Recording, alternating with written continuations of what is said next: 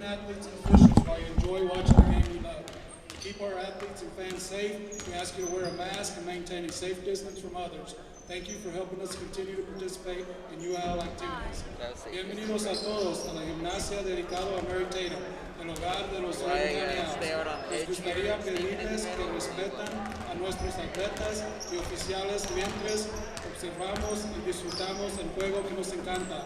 Para mantener a nuestros atletas y aficionados seguros, les pedimos que usen su cubrebocas y mantengan una distancia segura.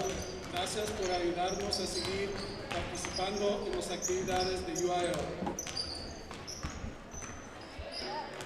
Whoa, I'ma hit him, make it Diddy Bob, whoa. I'ma hit him, make it Billy Rock, whoa.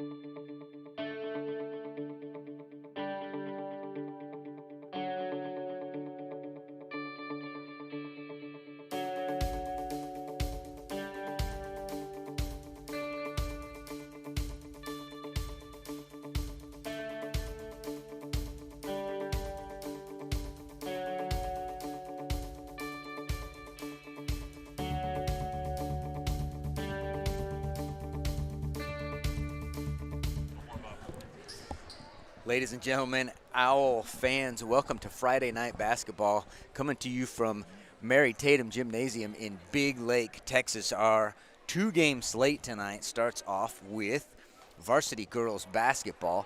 We will let you in on the introductions of the starting lineups as soon as that starts to happen. In the meantime, what you want to know about this district matchup is Coahoma is the number 2 team in our district. Reagan County is number 4 in our district. Playoff implications for tonight: if the Lady Owls win this ball game tonight, I'm going to interrupt now and do introductions here. As a member of School of the University Interscholastic League, Reagan County High School welcomes you to tonight's District 5-3A matchup between the Coahoma Bulldogettes and your own Reagan County Owls. Now for tonight's starting lineups. The Lady Bulldogettes are 14-6 for the season, 7-2 in district. Tonight's starting lineup: a senior guard, number 3, Julia Cox.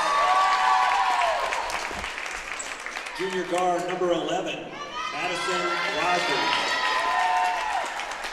Freshman guard, number 14, Giselle Cox.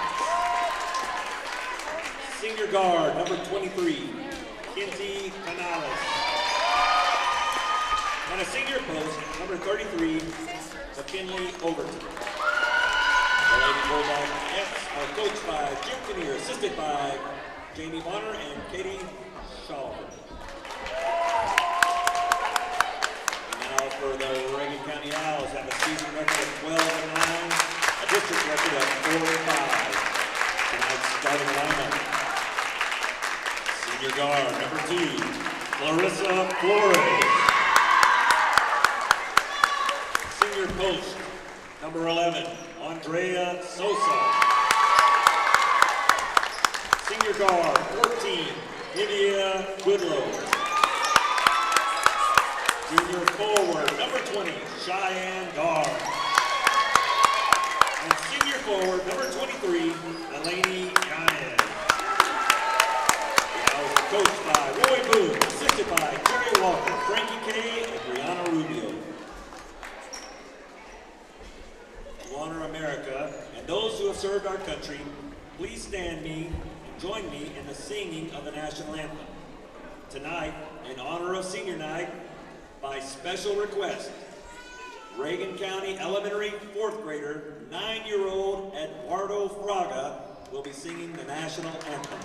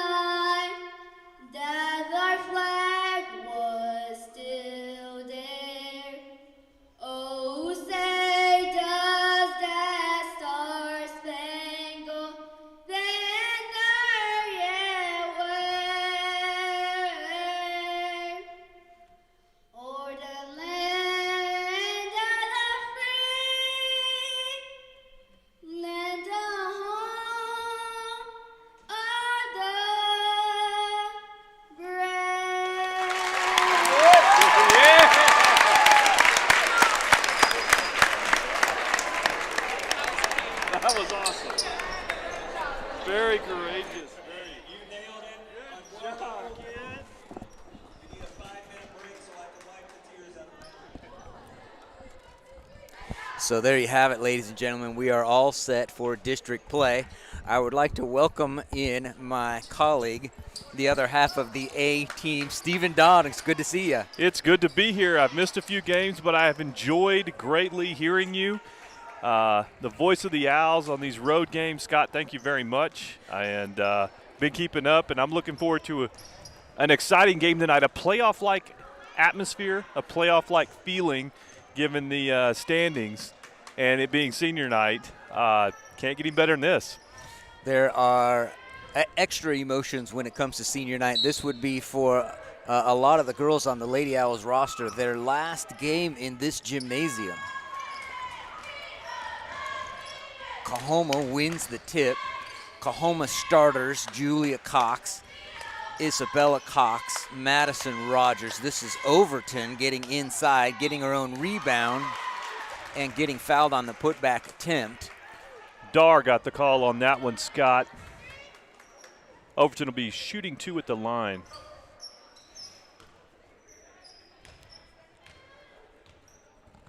Kenzie Canales rounds out the starting 5 for the Coahoma Bulldogettes. I believe that's right, the Bulldogettes. Bulldogettes. I had this conversation with myself before. Sosa on the floor for the rebound. Nice hustle by the senior, starting the game off right with some intensity. Good work. As expected, Coahoma starts the game in a full court press. Lady Owls break the press.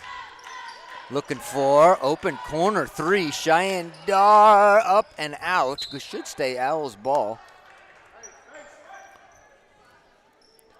Looks that way, Scott. Owls setting up to inbound under their own basket.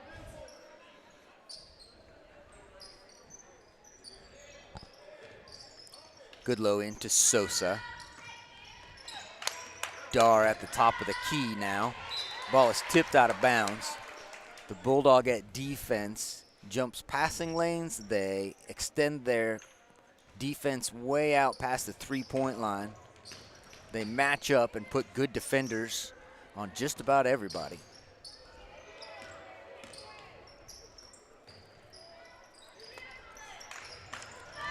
Cheyenne Dar, nice little pass inside to Andrea Sosa. Delaney Yanez comes out with it. Not sure how that one didn't fall. I'm not either, Scott.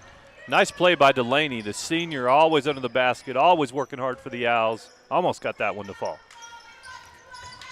Lady Owls in a man-to-man defense.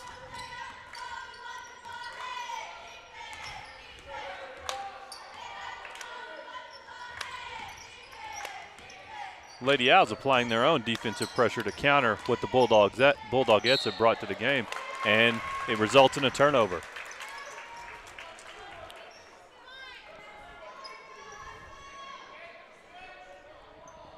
So a carry was the call, and Lady Owls will have a sideline throw-in.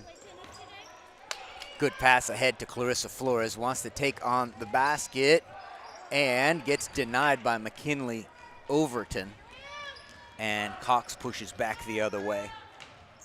Should be white ball off of Cox's foot. More good defensive pressure by the Owls. Another turnover. See if the Owls can capitalize.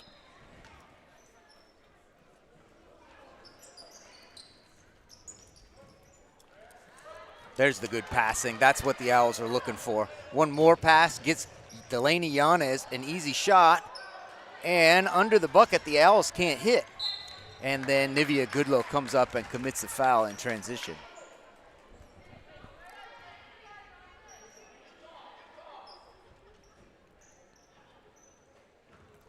It's good passing on the break. Broke the press, had everything working right. Just not able to put it actually in the hoop yet. Good sign, though, for the Lady Owls, being able to maneuver and break the press with that much ease. Good help defense down here, white ball. Substitution, Glenley Bishop, who had a good game on Tuesday night in Crane, comes in for Andrea Sosa.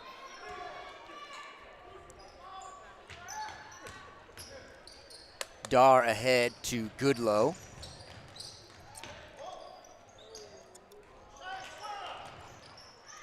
Dar, corner three is blocked by Overton. Looks like part of the Lady Owl strategy tonight is to get shots for Cheyenne Dar. Looks that way, Scott. Coahoma will pick up on that quick, and I would look for the other seniors to pick up the slack where Cheyenne can't get open. Cox with the steal, pushing back the other direction, taking on Clarissa Flores.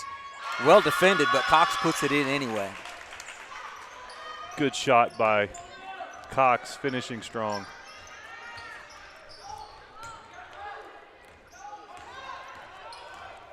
Dar with the crossover at midcourt, ahead to Goodlow.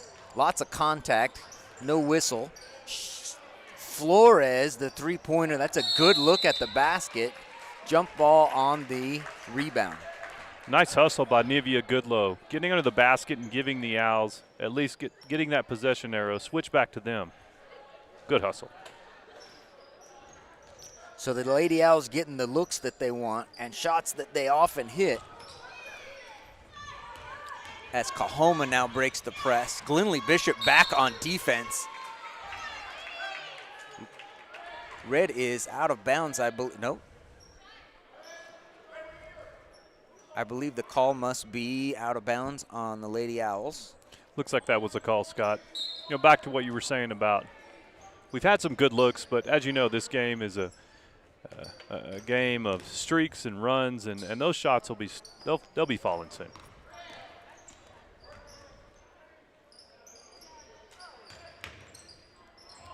Goodlow on the floor once again. Delaney Yanez on the floor once again. Possession arrow goes to the Lady Owls.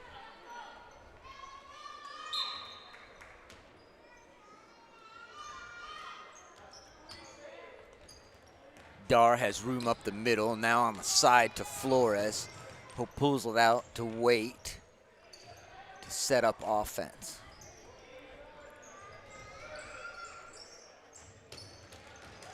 Yanez in the lane. Nice drive by the senior. Couldn't quite get it to fall. Good looking shot though. Cheyenne Dar kept it alive, and Clarissa Flores will get credit for the rebound. Ball is tipped out of bounds here by Julia Cox.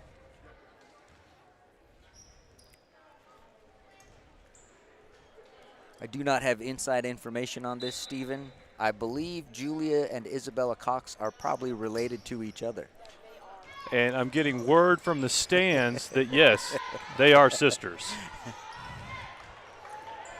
Bishop inside, gets fouled. Nope, calls a travel, Scott. Interesting. Now the Lady Owls get to set up their press. And Coahoma breaks it once again. Nicely done. Good finish by Madison Rogers. This is going to be a foul on Cox.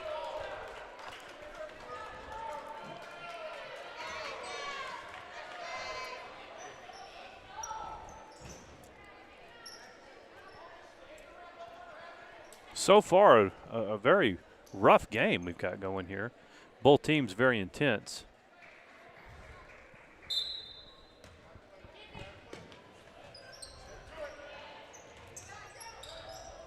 Still rough.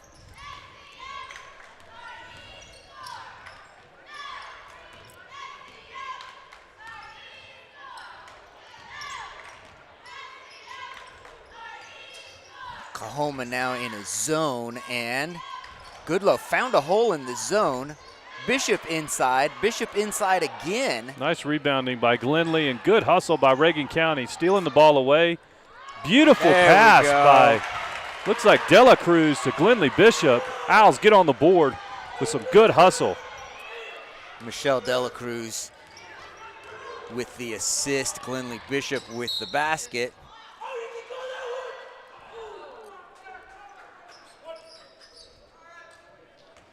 Fouls on Dela Cruz. Third team foul. And here comes Jennifer Dela Cruz. So first appearance for the freshman tonight. I'm sorry, for the sophomore tonight.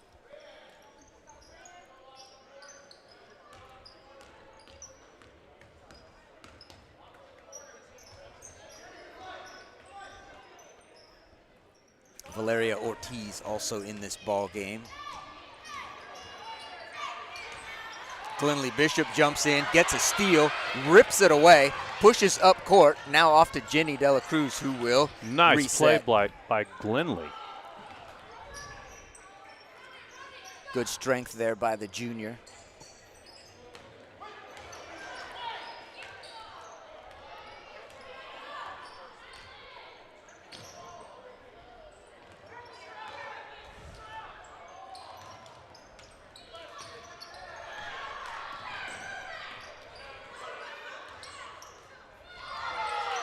Michelle Dela Cruz runs into a horde of defenders, and then Glenlee Bishop commits a foul in the transition. You know, Scott, I think what we're seeing here too is both these teams run a very similar offense, it looks. And, you know, there's pros and cons to that. And I think that may be contributing to what we see is both teams kind of know what the other's doing, I think, because they practice it quite a bit. We've seen this before because we do this every day. Mm-hmm. This game's going to come down to execution.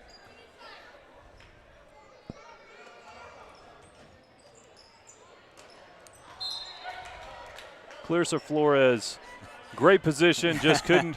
She was expecting that ball to hit rim, and it did not. Yeah, that's hard to do. That's tricky.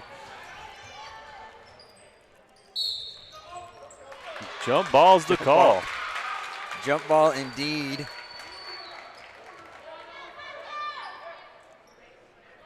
Ball's going to stay with the Bulldogettes.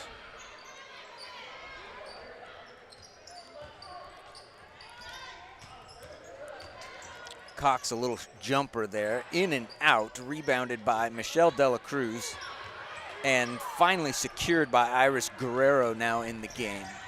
Nice rebound by Guerrero for the Owls.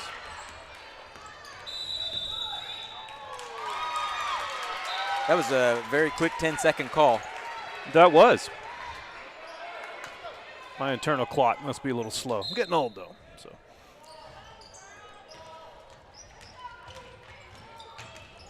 Cox gets underneath, a little too far underneath. Jump ball on the rebound. So both teams very stingy on the defensive end. Yes, this has been a defensive battle all quarter. There's the steal by Cox, and there's an easy bucket for Coahoma.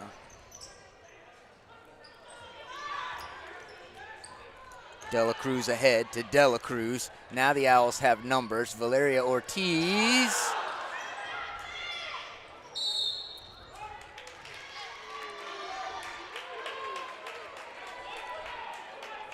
Some disagreement on the foul call here against Michelle Dela Cruz.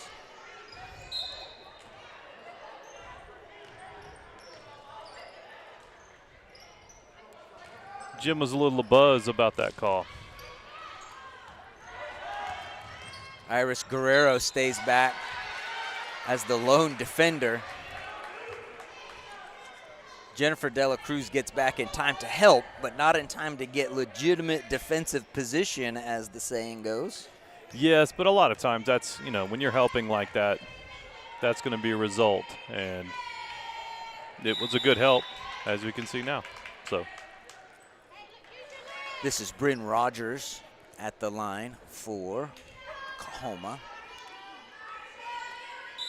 Maybe we can get some more inside information as to whether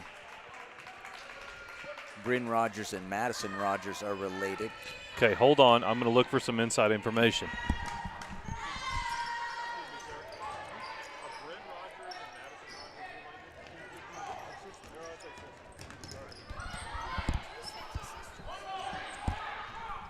Now the Owls had a chance to get numbers. Ariana Reyes does run it down.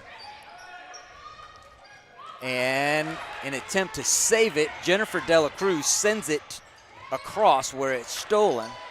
And Clarissa Flores comes out. Now Dela Cruz ahead of the pack is going to get fouled on the layup attempt. We'll call that a good hard foul on Caitlin Johnson.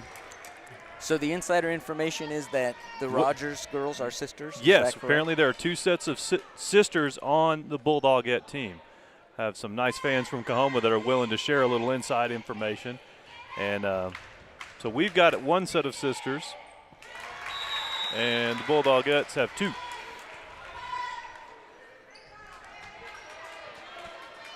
The younger of each, in Coahoma's case, freshman on varsity and getting real minutes. Good free throw shooting by Jennifer Dela Cruz. Smooth, confident, great job by Dela Cruz. Good minutes for the Owls. Cheyenne Dar checks back into the ball game.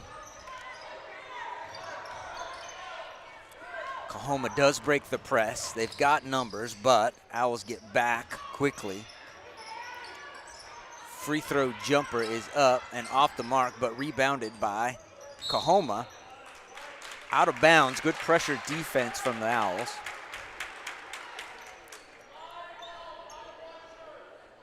Can't believe it, Scott, but we're almost to the end of the first quarter.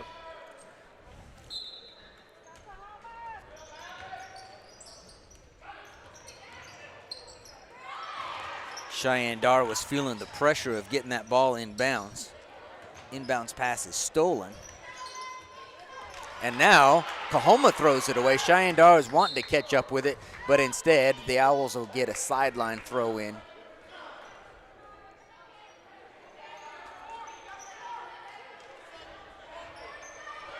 .4 seconds. Goodlow does see it. She gets a shot up. A good look at a three-pointer.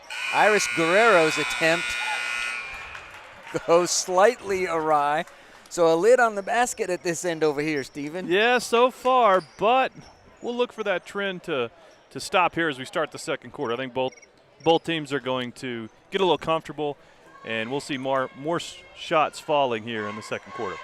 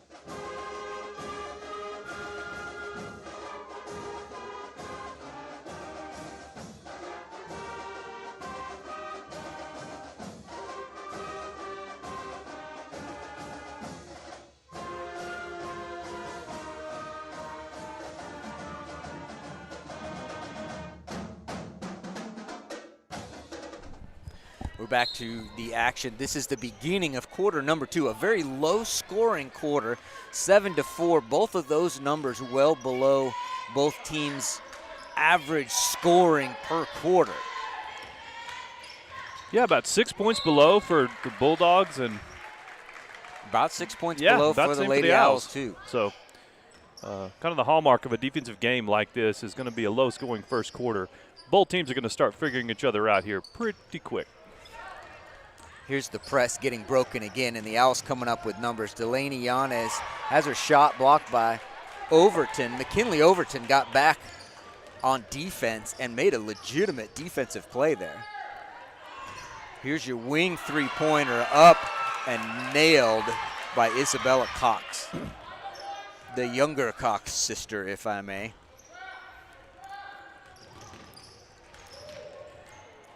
Pass broken up by Overton. Defensively, Overton has been a problem for the Lady Owls. There's Dar breaking up a pass. Clarissa Flores coming out with it and is tied up by one of the Cox sisters, Julia Cox. And possession arrow points to the Lady Owls.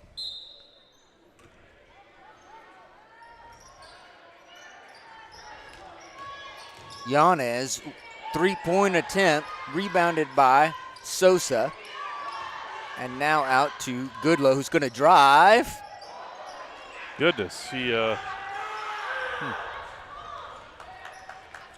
No call, so Coahoma brings it down the court.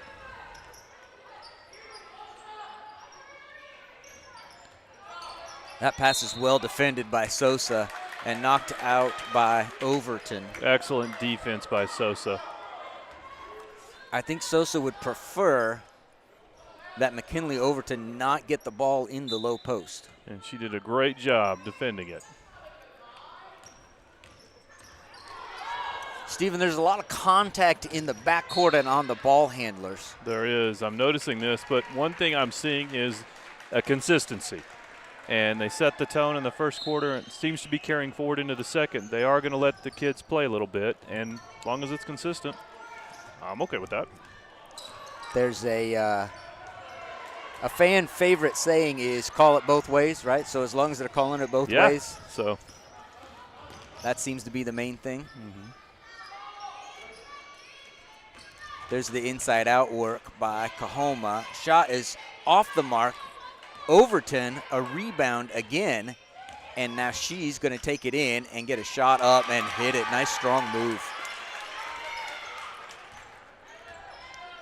McKinley Overton, a senior, listed as a center for her position, and she has been a dominant force for the Bulldogettes this evening. She has, Scott. She's had several rebounds, several block shots, playing a very good game for Coahoma so far. And she runs down that ball, is the last to touch it, but hustling, working hard. Substitutions, here's Glenlee Bishop in once more.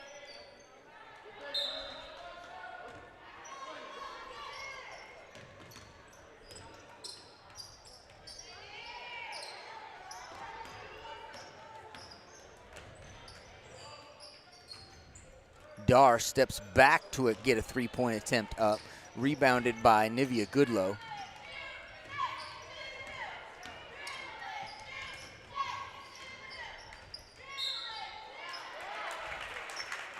Travel was the call, Scott. It sure was.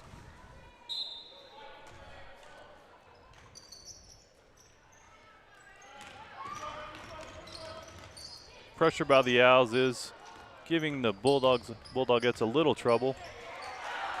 Nice rebound by Delaney Yanez, the senior. Ahead to Flores and stolen away by Overton.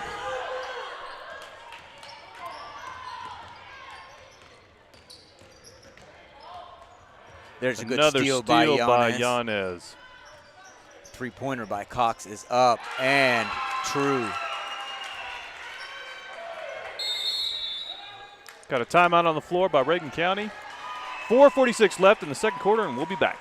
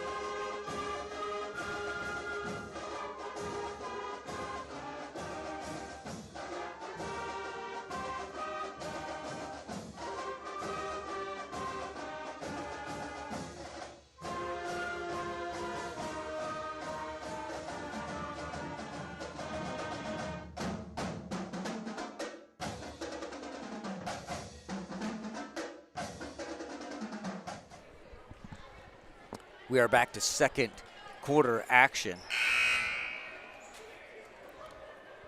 Scott, you and I were talking at the break. This is a very physical game so far. It is a very physical game. Seems to be affecting both teams differently. This style of play that we're seeing on the court tonight at Mary Tatum Gymnasium.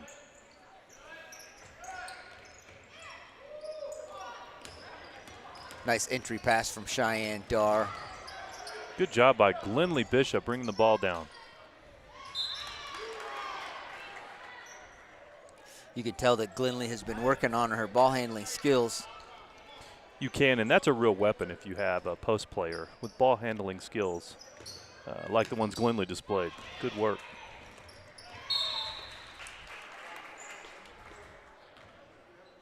Technically, the throw-in should. That's all right. Well, go ahead.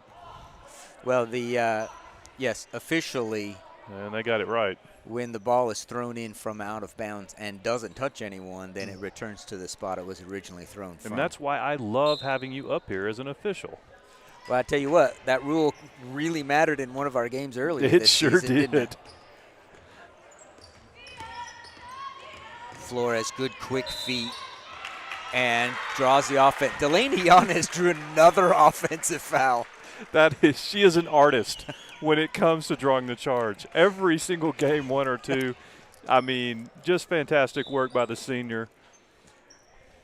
I think she's made it a point to get really good at that, and she has gotten really good at it. She has. It's just fun to watch.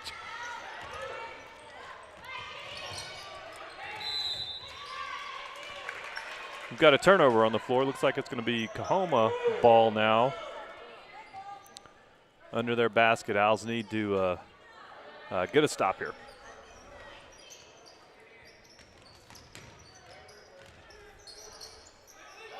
Cox into Overton. Good help defense, but Nivea Goodlow comes in a little too aggressively. Well, one thing's for sure, Nivea was not going to let her get the shot up. It was certainly effective in that sense. This is the 7th team foul against the Lady Owls, so McKinley Overton will get 1 and 1 here at the free throw line. She hits the first one. Goodlow's second foul halfway through the second quarter.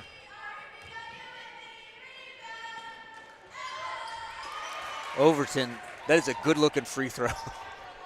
Very smooth. She shot a few of those in her career, you can tell. Dar looking up now to Goodlow. Looking for Bishop. Pass goes off of the backboard.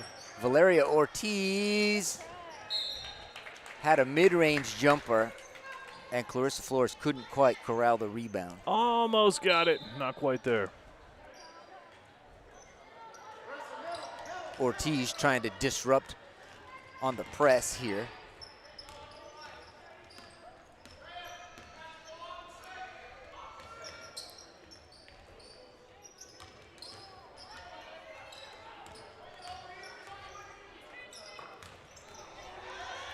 Cheyenne Dar, a good hustle play. Nivea Goodlow comes out.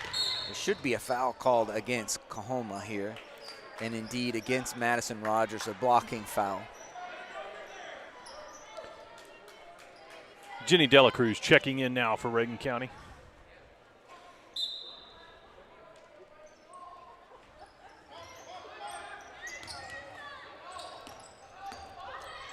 Flores ahead. McKinley Overton breaks it up. Jenny Delacruz.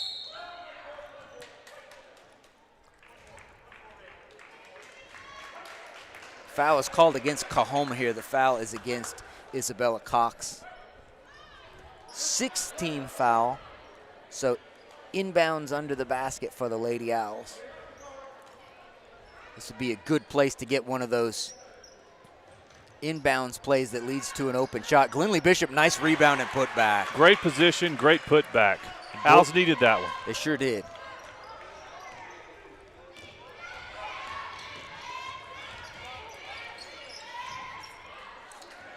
Jenny Delacruz comes out with it. Ahead quickly to Clarissa Flores, who gets fouled on her attempt to go to the basket. So a little spark for the Lady Owls here. Excellent. Really, Bishop getting in position and getting that tough rebound and putting it back. See, you're right. Provided a little spark and just what we needed to get back into this game. And you have to like Clarissa Flores going right at the bucket when she gets that long pass. Couldn't get the first one.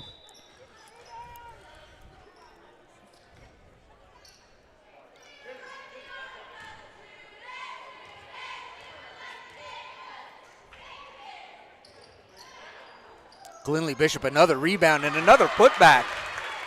Glenley Bishop doing some good work for Reagan County under the basket. Clarissa Flores nearly comes out with a steal. Now Jenny Dela Cruz comes out with a steal. Must have stepped on the sideline. But good work from the press for the Lady Owls. If they can keep that kind of pressure on, they can get some more turnovers. Seems to be working right now, Scott. I look for the Lady Owls to continue more of the same. Seeing some substitutions now for both teams. Dar back in the game for Reagan County.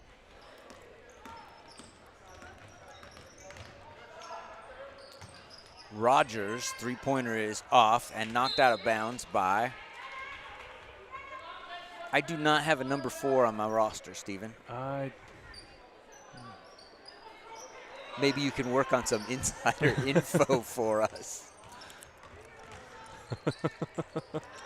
Glenley Bishop's pass out of range, out of bounds on the Owls. And by insider info, I mean this very nice couple sitting next to me from Coahoma that is providing us some information. Glenley Bishop, another tough rebound. Jump ball is called. If they'd let that go a half second longer, Glenley Bishop would have come out with it. Glenley's playing an excellent game right now for Reagan County. Refusing to back down in the middle.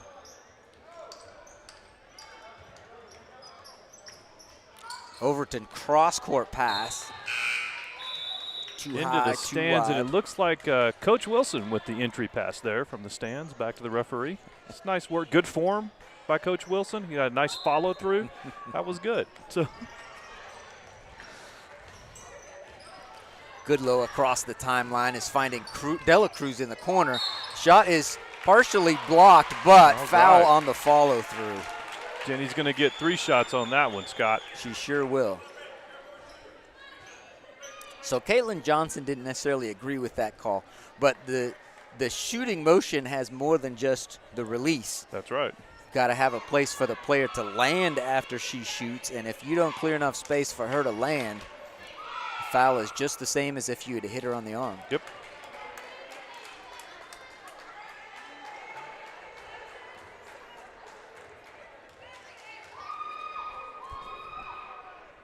A lot of times fans don't watch that part. They watch the ball and they say, well, she didn't foul her on the shot. And fans are mistaken sometimes, believe it or not. Yep. So Dela Cruz hits 2 out of 3. She's got 4 of the 6 Owl points. Here comes Cheyenne Dar the other way with some room up the middle.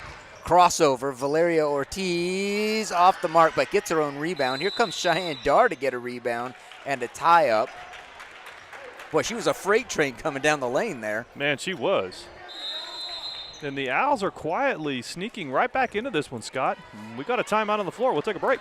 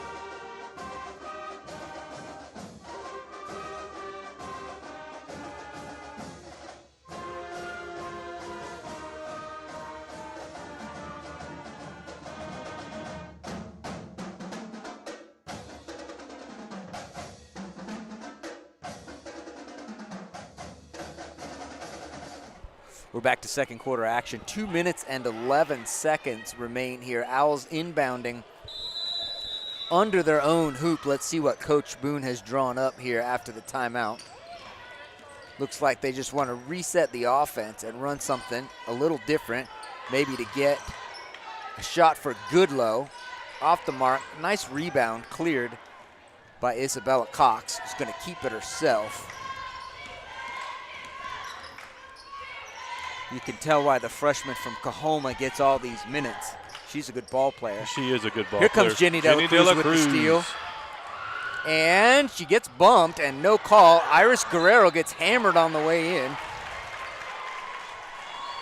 This is a physical ball game, Scott. It is a physical ball game. There was a reason Jenny De La Cruz was on the floor. Iris Guerrero, good job following up that play. That was a great hustle play by Guerrero.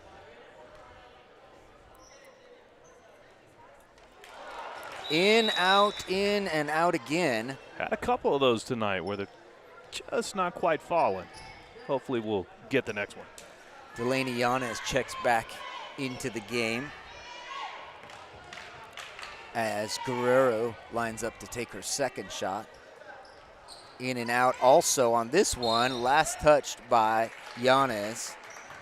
Red ball. Owls setting up the press.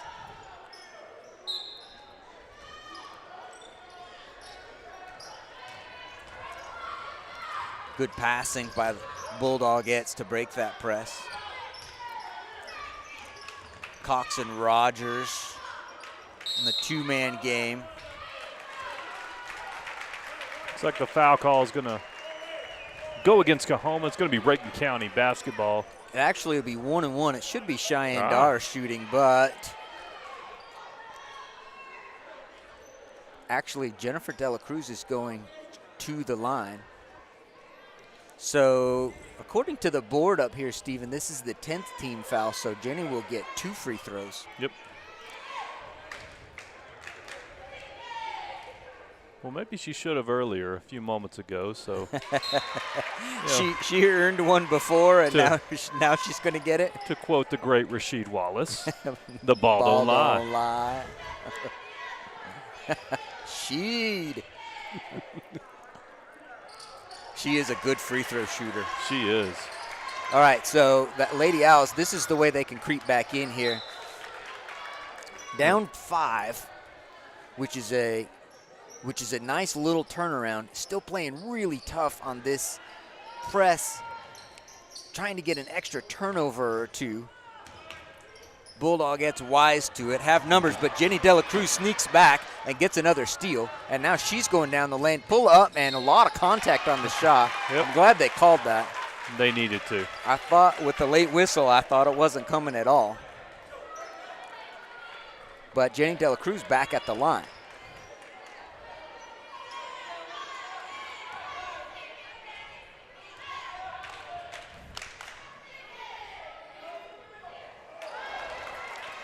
I tell you what, I don't know the physics of this, but sometimes that ball looks like it's halfway down and it still finds its way out. Second one is good. A lot of poise by the sophomore in the last few minutes, sinking quite a few free throws and causing a turnover. Owls are right back in this game. And trademark Owl defense creating turnovers is a big factor. Coahoma with their own defense. Ball knocked ahead by Isabella Cox, and Owls. Call is Coahoma ball, Scott. Okay. I do not have a rewind feature. I'm just telling you what the guy in the striped shirt's saying. Not agreeing or disagreeing.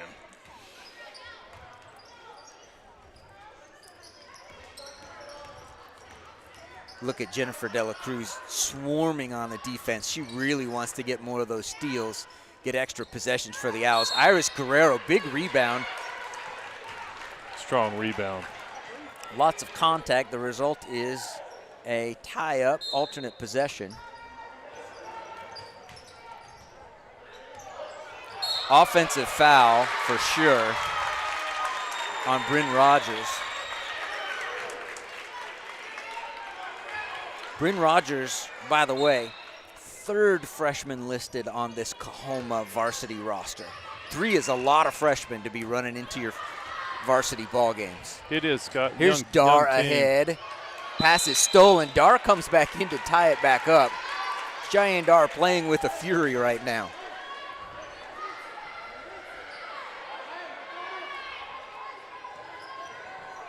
inbounds play for the Lady Owls.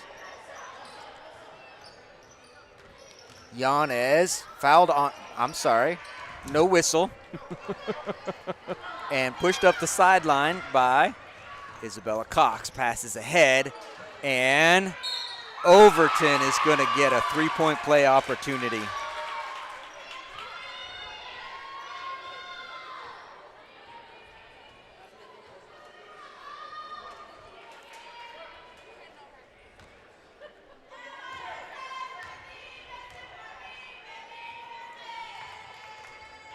And she converts the three-point play opportunity, and the timing couldn't be better if you're a Coahoma Bulldogette fan. It extends the lead out to 7 as we close in on the end of this first half. Dar, two-point attempt. Beautiful shot. Drilled it. Cuts it to 5. With 5 seconds remaining, just don't foul here. And I don't think they're going to have time to get up a shot. We've indeed reached halftime. So the good news for the Lady Owls is that second quarter was very well played. They come back and make a real ball game out of this. Still down by 5. We've got a 10-minute halftime. We'll see you on the other side of that.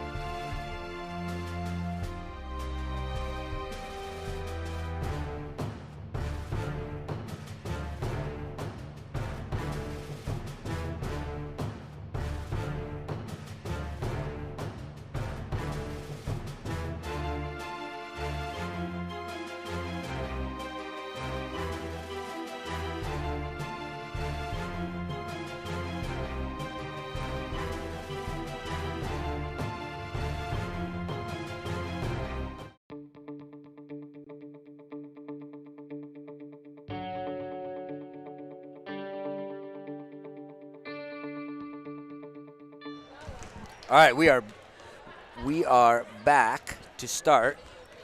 And what you're seeing on the screen right here. now is the kind of traditional teams that play next take the halftime to shoot a few shots and adjust. Had a few dunks. A little bit of fun. You know, we were talking on the break, Scott, about how important the next few minutes of this third quarter are going to be, especially in defensive struggle like this, to see what adjustments are going to be effective. So hopefully the Owls come out, express those adjustments that Coach Boone has made, and we can get right back in this, only down by 5. So excellent second quarter for the Lady Owls in terms of coming back in a ball game that had the potential to leave them behind. Good help defense. Nice Andrea job, Sosa Sosa. ends up with it. Again, lots of contact. Clarissa Flores waiting for help now, 1-on-4. Smart play by Clarissa, backing out and letting the offense catch up.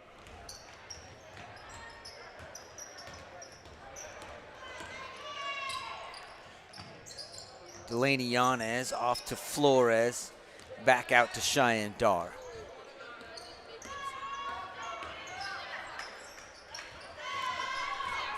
There's contact all over the place, and I do not understand why the whistles are not blowing, but Nivea Goodlow with a really nice drive. And now it looks like there's a whistle. Okay.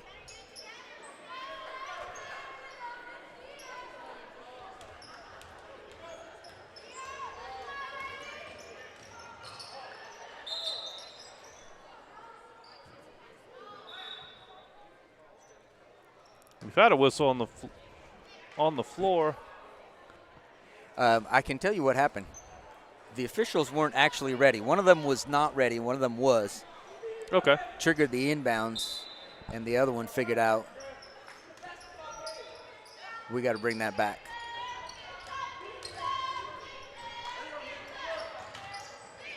Cox tries to get it into Overton. It's called for a travel. Bodies flying all over the place. Good defense by Reagan County to start this second half.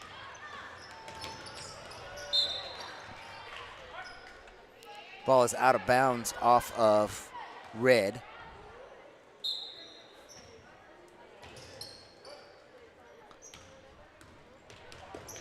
Owls only down by 3. Goodlow tries to turn the corner. Giannis finds herself with a three-point attempt. Off the mark and out of bounds.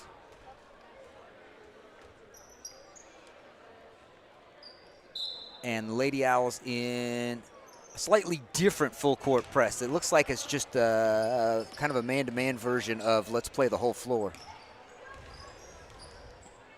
Cox in the lane for the jumper.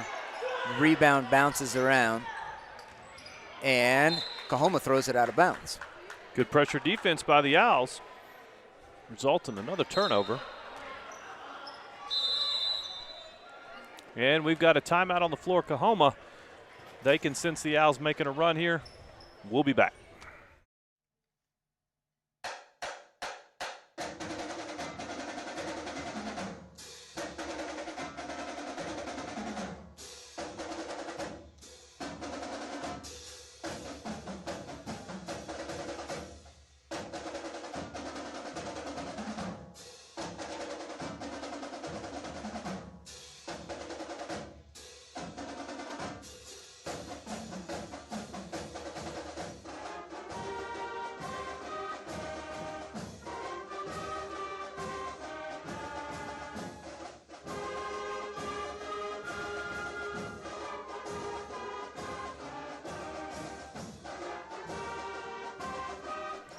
Here we go. Lady Owls inbounding ahead to Yanez, who gets across the timeline up to Dar now. Cheyenne Dar pulls it back out. Goodlow finds Clarissa Flores, who gets fouled on her shot attempt. Great passing by the Lady Owls. Unselfish play. Gets a Clarissa Flores a chance at the charity stripe. See if she can cut this down to 1 point. That is the third foul on Isabella Cox. That's kind of a tough call because she was actually in defensive position. Clarissa Flores hits the front end of 2. And Isabella Cox will get, we'll call it a rest, but I believe that third foul is what prompted the substitution here. Flores, nice and true. Good, clean free throw shooting and pressure from the Owls. This should be it. Officials pointing at each other. This one goes against Cheyenne Dar. Coach Boone is not upset about that at all. That's a good hustle foul from Cheyenne. Could have gone either way.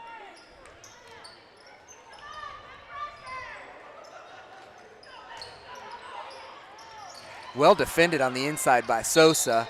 And Overton gets her own rebound and gets fouled on the putback attempt. Nice work by the senior into the basket. Overton's going to get to the line and take 2 shots, and take this opportunity real quick to thank Greg and Sherry Lewis from Coahoma. They are here to watch their granddaughter, who will play after this game in a JV game, but Mr. and Miss Lewis have been nice enough to share with us some information about the team, and we really appreciate it. Appreciate them making the trip. I hope that word gets around, Stephen, that the Big Lake Wildcat is doing these streams, and I hope word gets around to the schools that the Owls are playing against, because we want as many people to enjoy high school basketball as possible. Yes, we do. Owls have numbers now. Overton with the shot block. I don't know that we get to give out awards, but I'd have Overton's name on a couple of them if we did. It's a good-looking shot from Madison Rogers on the wing three-pointer.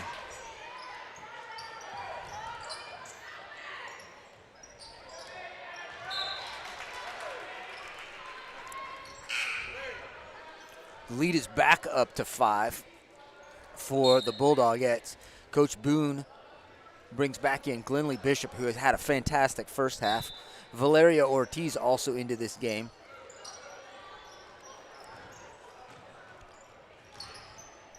Dar ahead to Goodlow. Owls have numbers now. Goodlow wants to take it on in. Should be a blocking foul.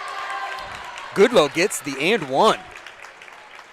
Nice drive by Nivea Goodlow, taking it strong to the basket. I have a bad habit of saying what the call should be before they actually make it. I better stop doing that. No, I like it. It's fun. I am not here to officiate this game. Oh, but you are.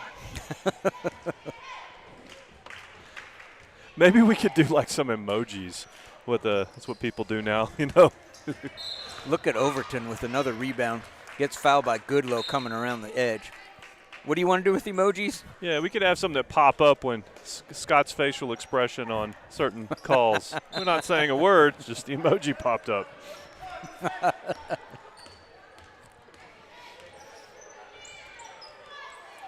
So Goodlow's shot brings the lead back down to 3. Yeah, well, one possession game here, middle of the third quarter.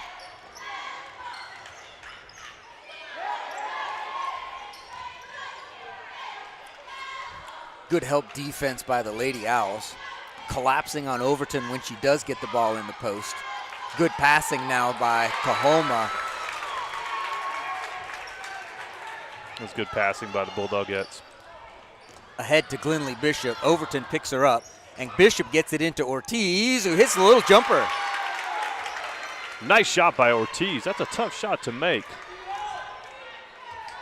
Good court vision by Glenlee Bishop.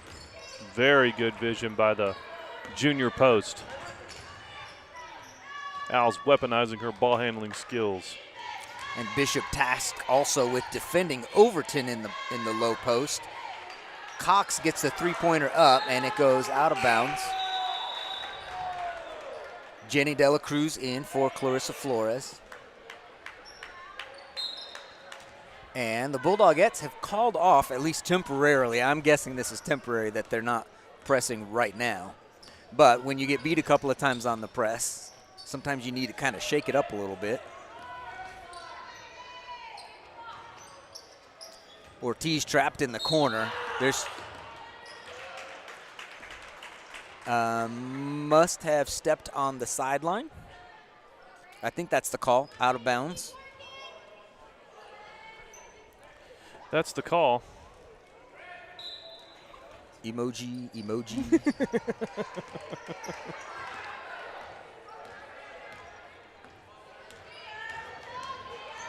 Cox, a nice little drive. Good rebound by Cheyenne Dar. Dar comes out with it and is ahead of the pack is Jennifer Dela Cruz. She's going to get a layup attempt. Beautiful play all the way around by Reagan County. And we're a 1-point game. Coahoma's got numbers, but coach wants a timeout anyway. Timeout on the floor called by Coahoma. We'll be right back.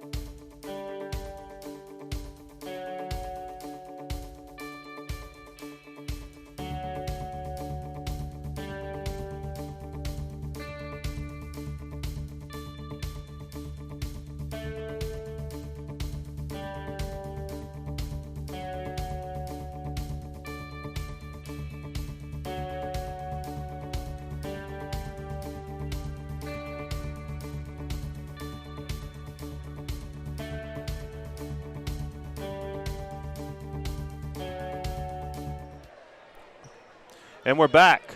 3:17 left in the third period. Owls have closed the gap. 1-point game. Owls are down 26-25 in a defensive struggle. A tough game, and the Owls have made it all the way back and are looking to take the lead. Coahoma's got the ball right now.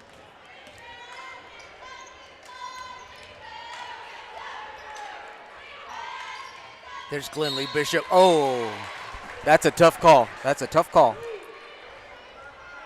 Glenlee Bishop with good defensive position, leans in a little bit, and Overton takes advantage, gets to the free throw line.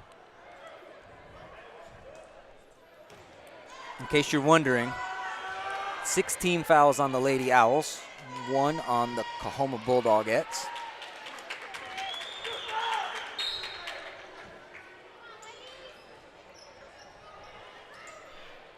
Michelle Dela Cruz in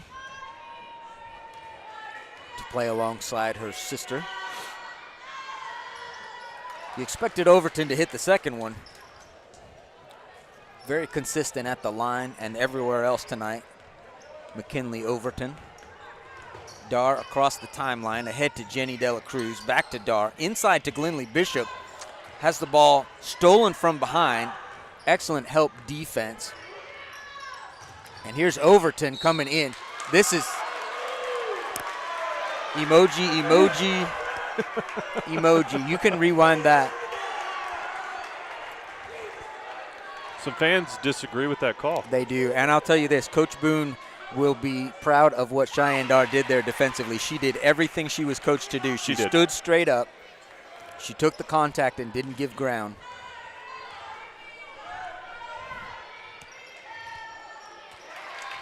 Overton, of course, good free throw shooter.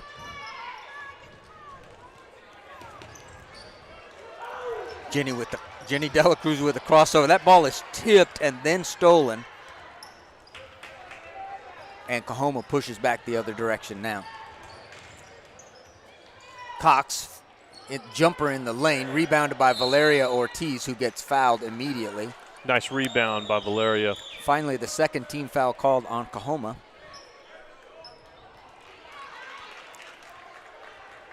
Sideline throw in for the Lady Owls.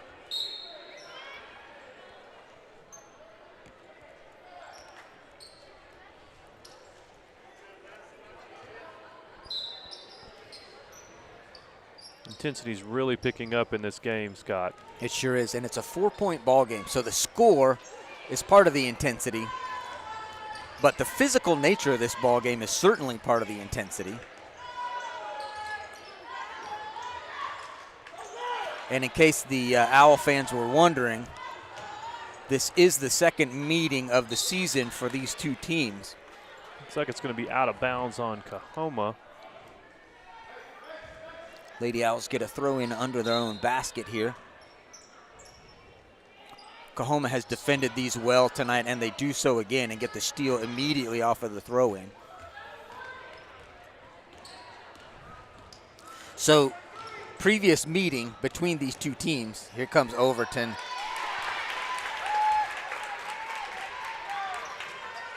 Nice job, McKinley Overton.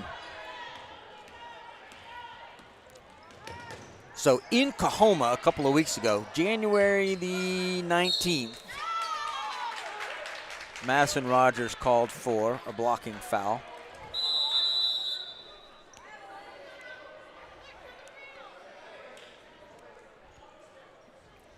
So that ball game was a little bit one-sided in Coahoma. Coahoma won that one by 20 points. So some people might be surprised that the Lady Owls are out down by only 4 in this ball game, but I'm not. I'm not either, Scott. That was an aberration. The Owls are playing their game tonight. Strong defense, tough defense. There's your steal by Jennifer Dela Cruz. All kinds of contact over here on the sideline. Out of bounds off of Coahoma. Delaney Yanez checks back into the game.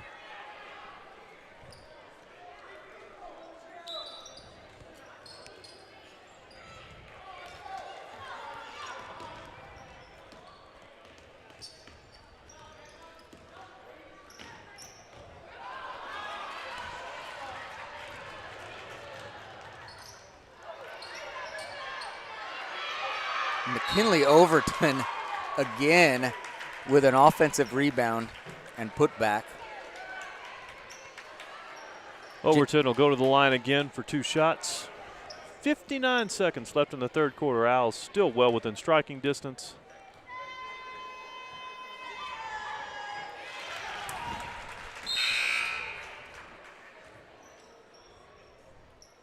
Nivea Goodlow checks into the ball game for the Lady Owls.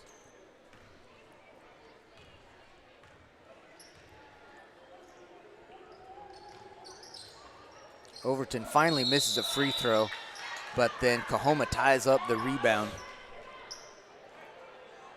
Alternate possession goes to Red.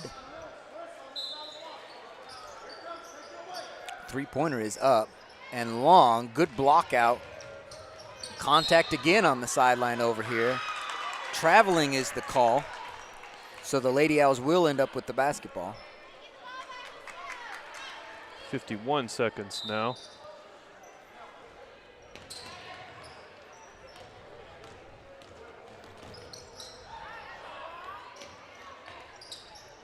Here's Clarissa Flores. Shot is blocked out of bounds by Overton. She's been everywhere.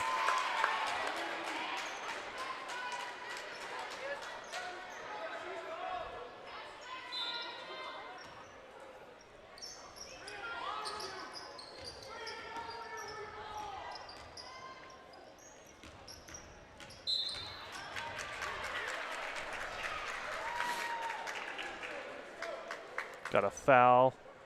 Foul's going to go against Isabella Cox, which I believe her sister comes in the game.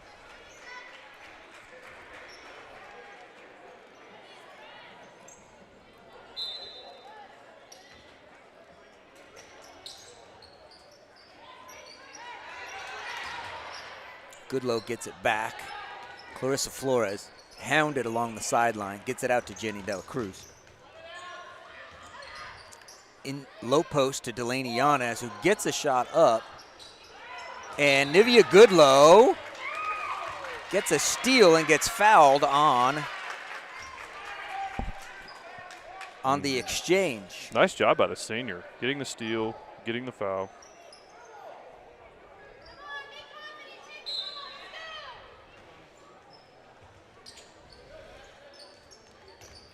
Dela Cruz splits the double team, gets hammered on the shot attempt, and will get free throws. Good aggressive move by Jennifer Dela Cruz.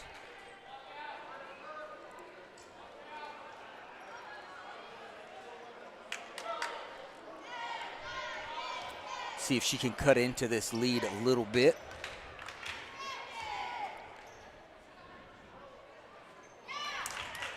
And the super sophomore can't get the first one to drop. Looking to change her luck with shot number 2.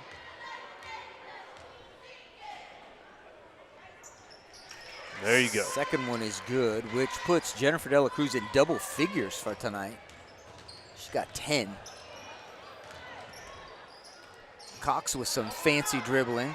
Looks up at the clock, sees that they're counting down from 3, 2, 1. See if Flores can get, she can't get it up in time. So Owls end this one in the third quarter down by 7. We've got 1 minute between now and the fourth quarter of what promises to be a very good ending to this ball game.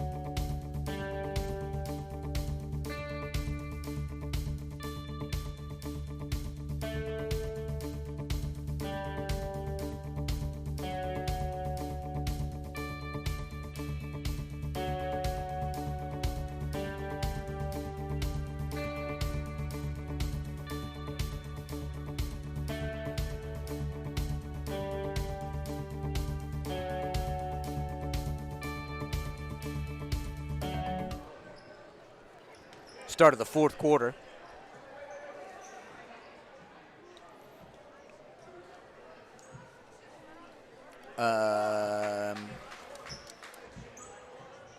Not sure what is happening. There's a question about a substitution, which is a really odd thing to happen at the beginning of a quarter.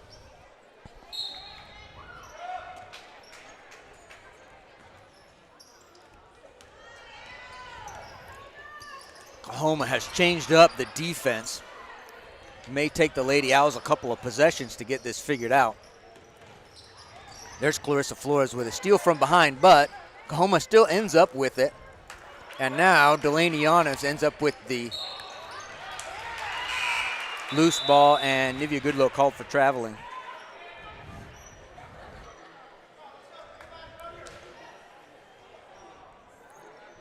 Now Coahoma has the substitution. Caitlin Johnson in for Julia Cox. Cross-court pass nearly picked off.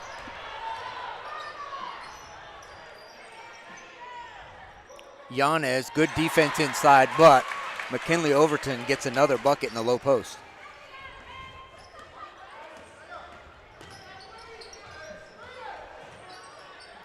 Yanes has room on the baseline, tries to get it inside. Cheyenne Dar comes in for the tie-up. It's going to be Coahoma ball, but nice hustle by Cheyenne.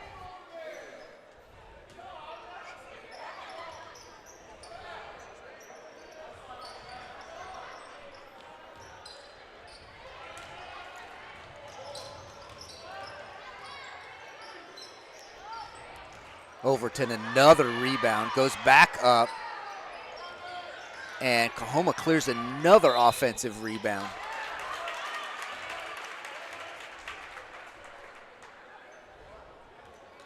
Madison Rogers is going to get 1 and 1 from the line here. So, and for anyone who doesn't have a scorebook in front of them that they're filling in, if you just wanted to know, Overton has 17 points tonight. So if you hear us calling her name a lot, that's why.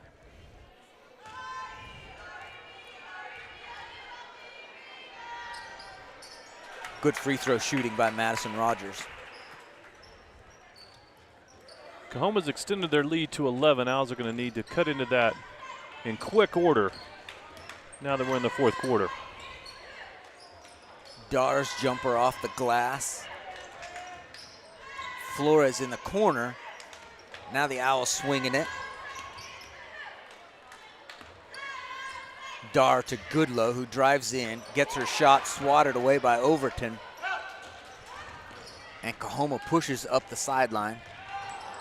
Pass goes off the backboard, and Goodlow wants to take it. And she wants to take it to the rack, and then finds Clarissa Flores.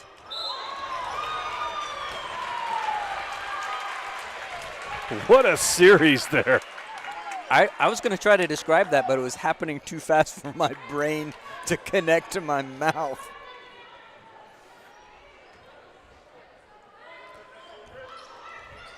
Kenzie Canales got a steal and then was called for traveling right on the heels of that steal. And this is red ball. Yes. There's Delaney Yanez with the steal, and bodies flying all over the place. Jump ball is the call. And it's the Owls' turn to get the throw in. Nice play by the senior. Important possession for the Lady Owls here. It really is. We've had 2 minutes go by in the fourth quarter, and Coahoma's extended their lead to 10. If the Owls want to stay in touch here, they're going to have to get both stops and points. Cheyenne Dar breaks up that pass. Substitution, Valeria Ortiz coming into the ball game. Delaney Yanez will get a rest.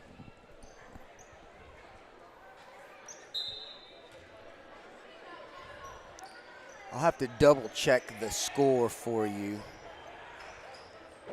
Goodlow gets the rebound out to Ortiz. Ahead to Flores. Pass is broken up and recovered by the Bulldogettes.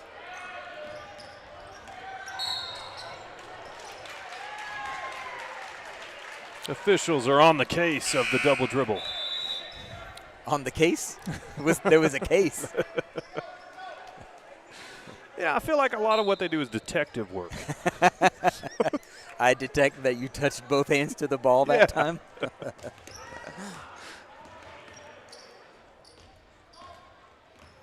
So what Coahoma's running now defensively, would you call it a 1-3-1? Yes, that's what it looks like. Glenlee Bishop, another rebound. Cheyenne Dar comes and gets one.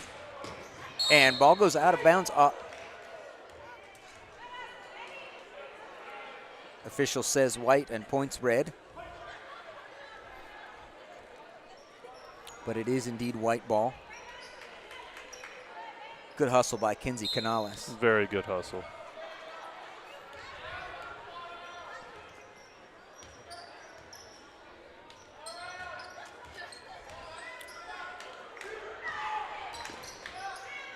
So what's this zone designed to do, Steven? Really, they're just I think what they're doing here is just throwing this on. It looks a little, I don't think they've been running this the whole game. And looks like they're just throwing another wrinkle at the Owls. Looks like they're really trying to keep our shooters on the ball side really in check. There's some risk with it. If we can swing the ball around, we're going to be able to get some open shots, and they're betting against that. Ortiz misses the front end.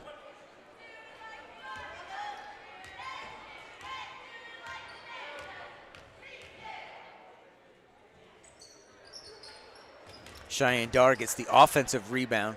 Extra possession here for the Owls. Back to Dar. Ortiz, baseline jumper, no. Nivea Goodlow called for the foul, and McKinley Overton is going back to the free throw line.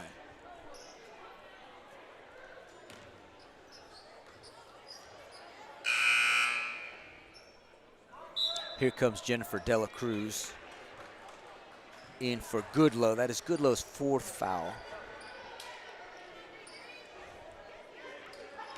So what are the scenarios, Scott, based on the result of this game? So here's where we stand. In this Dar district, with a great pass. Good lead pass. Jennifer Dela Cruz converts on the other end. So Lady Owls right now are in 4th place in the district. Coahoma is in 2nd. Coahoma has a chance still to get a 1 seed out of the district. Looks like Canales there with the layup for the Bulldogettes. The Lady Owls either need a win tonight or they need. There's a lot of contact on that shot. Flores with a great rebound and pass. Great finish by Jenny De La Cruz. Owls not going away quietly. Great work. So the rest of the scenario you're asking about is, this is the last night of the regular season. With a win, the Lady Owls would have the automatic 4th spot in the district and a playoff game. With a loss, they're going to need some help. They're going to need, let me look it up, Cheyenne Dar almost got, oh, there's Jenny De La Cruz going to get the free throws again. Owls sneaking right back into this, Scott. Down 8 with 3:40 remaining. Jenny's taking the line, and you know, the best kind of opportunities when that clock's not running. That's exactly right. And when you get Jennifer De La Cruz coming to shoot free throws with the clock stopped, this is exactly what Coach Boone is looking for. And, of course, she gets free throws because she out-hustled everyone on that last possession down here at this end. That's right.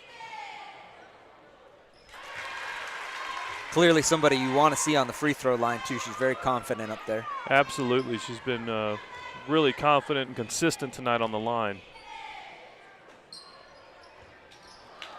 Glenley Bishop, offensive rebound. Another offensive rebound. Lots of contact underneath, and the foul is not called until foul is called on Clarissa Flores. Glenley's played a great game tonight for Reagan County. Emoji. Can't ask anything more of Glenley Bishop than what she gives you on those kind of possessions. Absolutely not.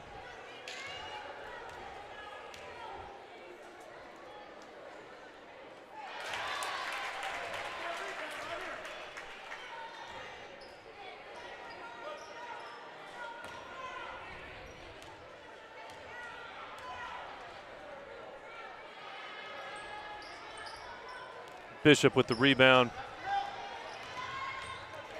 Little pressure from Coahoma. Cheyenne fires the ball down to Jenny De La Cruz. Couldn't get it to fall, but outstanding play by the Owls. Overton driving.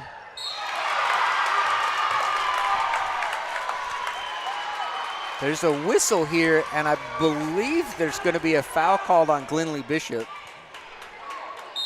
So, and one for Overton.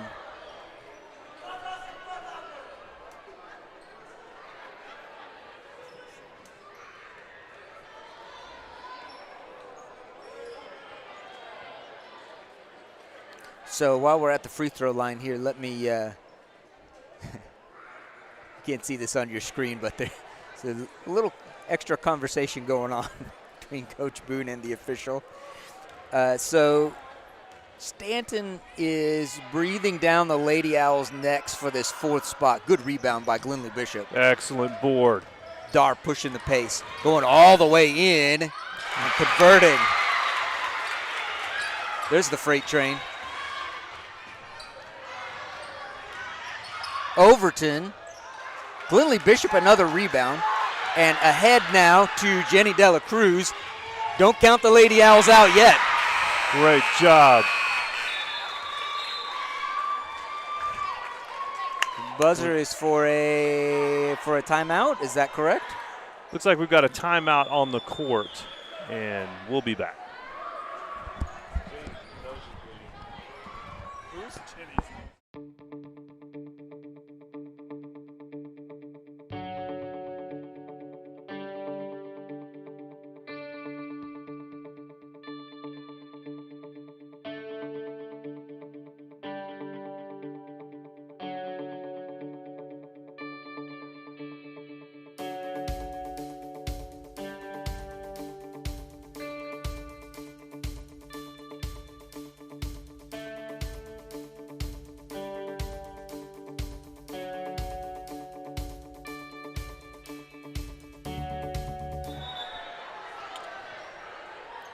So the rest of this scenario, by the way, the game is down to a 6-point lead again. We're still kind of in a timeout, but let's talk through this real quick. So Stanton sitting right behind, one game behind Reagan County in the standings for that 4th spot to get into the playoffs. Stanton is playing Sonora tonight. So if Sonora beats Stanton, Lady Owls are in. If the Lady Owls beat Coahoma, they are in regardless of what happens in that other ball game. And you can see that these girls want to finish this ball game. They are playing with some real intensity here, trying to get a win on senior night here in Big Lake. They are really giving it their all in this game, and they refuse to go quietly. We'll see how many delay tactics Coahoma wants to use with a 6-point lead. Expect the Lady Owls to be trying to jump some of those passing lanes. Now, they have to come out and defend in order to get that 5-second count started.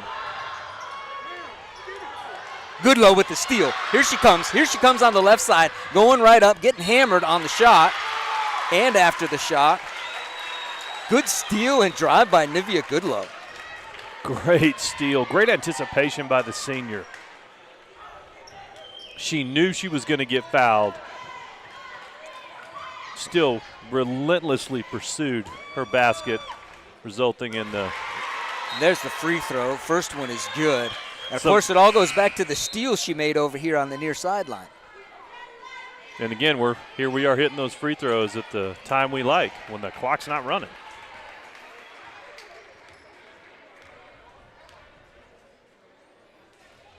Goodlow calmly sinks 2 free throws. Coach Boone wants a timeout to reset the defense, wants to make sure everybody's on the same page. This is a 60-second timeout. We will be back in 1 minute.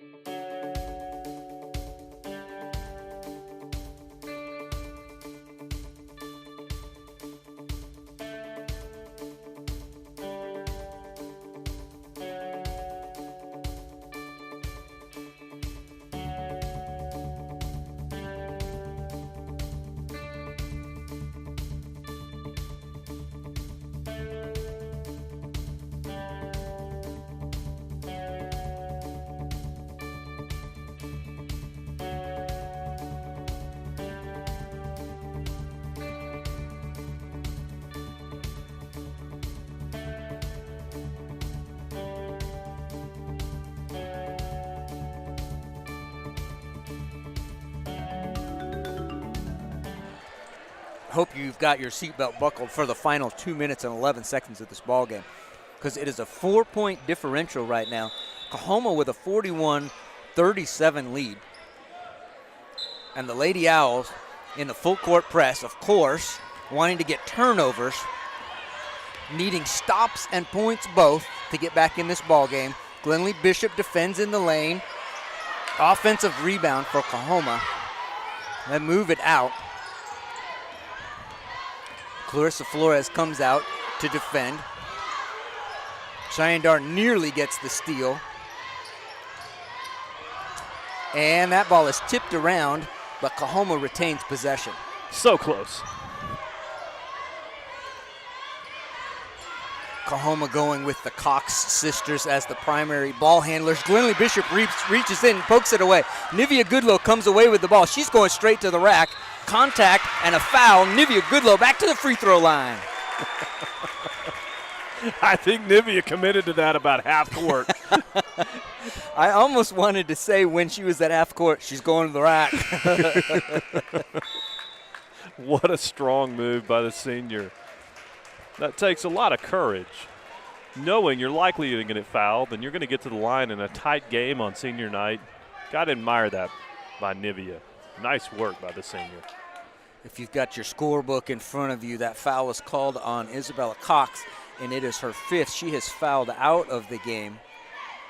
And if you are planning to watch Owl or Coahoma basketball, first one off the mark for the next few years, then you're going to see a lot of Isabella Cox. She is a freshman who is a very good ball player for these Coahoma Bulldogettes. Yeah, she's played a fantastic game. Very impressed by the freshman. Second one just comes off. Overton with the rebound. Gets it ahead and across. And Clarissa Flores causing problems. Apparently Flores touched that ball to get it across the half-court line. Mm-hmm.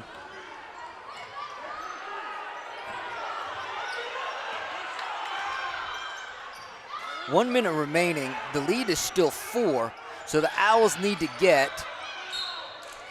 to have to do something to stop the clock, and that's one way you have to do it right there. I think this is going to be Nivea Goodlow. That may be number 5 on Nivea. I think it was. She comes down to give the old fist bump to the coach, the opposing coach. Sign of respect. Nivea Goodlow can hang her hat on a really good game played on senior night. Yeah, the senior with a fantastic effort. Can't ask any more than that.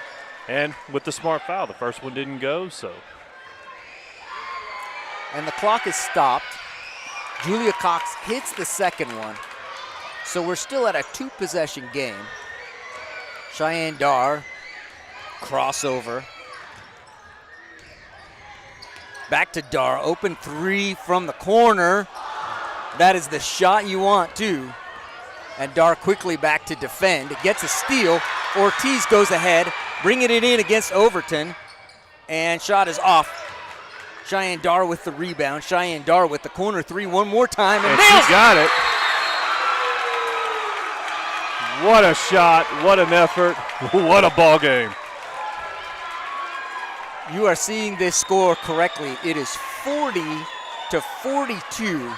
We've got a 60-second timeout. We'll be back in 1 minute.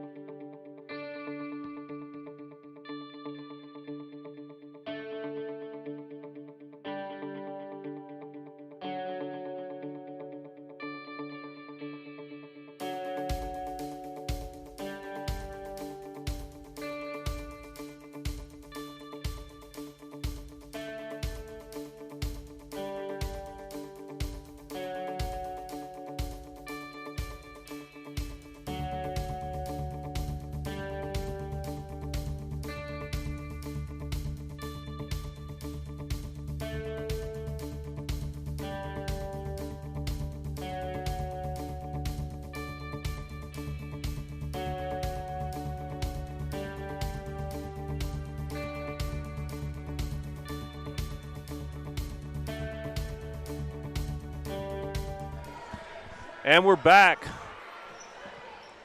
Owls have closed the gap with a great hustle play and 3-point shot by Cheyenne Dar. Look at the full court press down 2. Scott, look for him to go for the steal, then foul quickly to preserve some of that clock. I think Valeria Ortiz is trying to get a foul called, and as true to form for this game, it was hard to do. But what you're seeing there is really, we've got a 2-point game, Scott. Right. There's no guarantee with free throws, and it's still well within reach, even if they make both. So strategy-wise, you called it. The Owls didn't get the steal right away. Had to commit a foul as quickly as they could. Now double bonus, so 2 free throws here. First one is good for Bryn Rogers, which is very important because that makes it a 3-point game. Now if she hits the second one, her coach will be ecstatic because that'll make it a 2-possession game. And the Owls will need to get the ball down the court quickly. Rogers off. Glenlee Bishop with the rebound out to Cheyenne Dar. Ahead to Jenny Dela Cruz. Owls going to play for presumably a 3-pointer. Cheyenne Dar across to Flores. Flores off the mark. Saved by out of bounds. Good hustle by both Dar and Bishop trying to save that ball inbounds. So they did get a look at it. And the steal is really crucial now with 8.1 seconds remaining. will be paused long enough for Cheyenne Dar to get her shoe tied. Shoe came off in the scramble.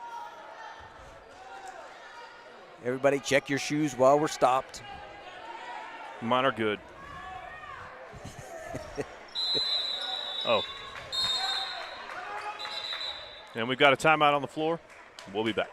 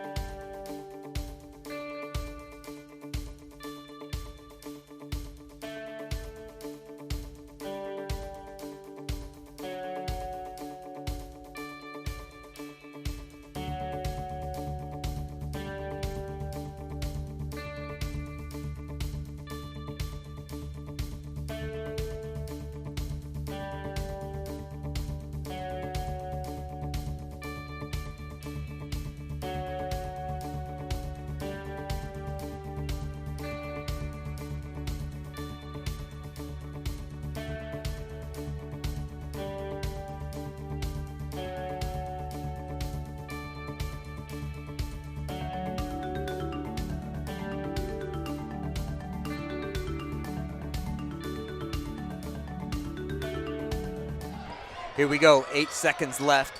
Lady Owls going to have to foul immediately. Valeria Ortiz trying to catch up to Julia Cox. They're not even going to be able to get a foul in here before this game is over. So well played by the Bulldogettes to close it out.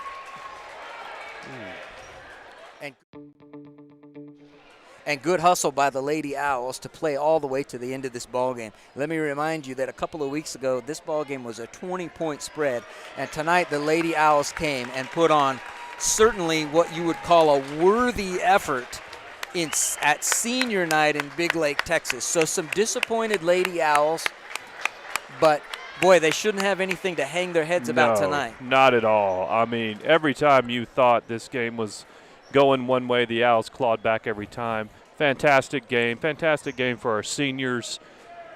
Just Owl pride on full display.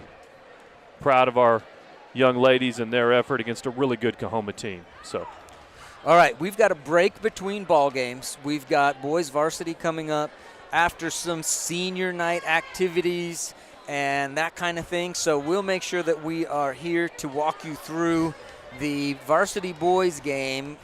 Reagan County Owls versus the visiting Coahoma Bulldogs. We'll see you in a little bit.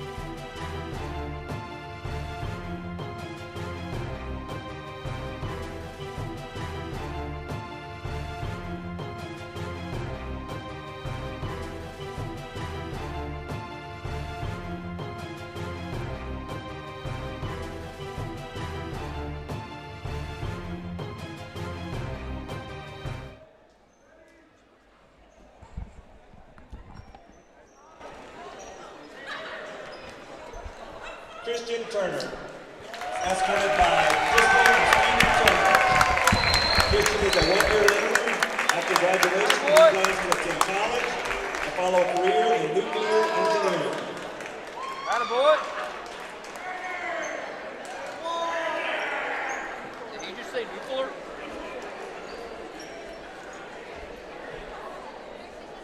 Once again, seniors, Reagan County is extremely proud of you for the effort and commitment you have given to your school and the pride you have shown in representing the Owls. All right.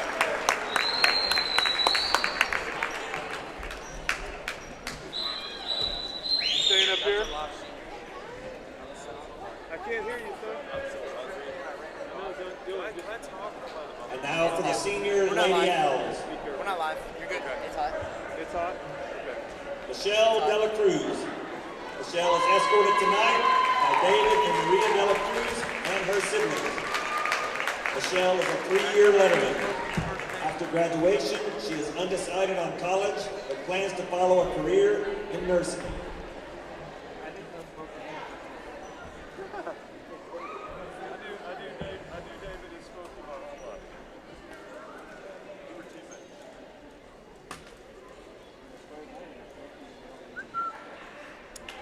Clarissa Flores. Clarissa is escorted tonight by Florida Flores. Clarissa is a 3-year letterman.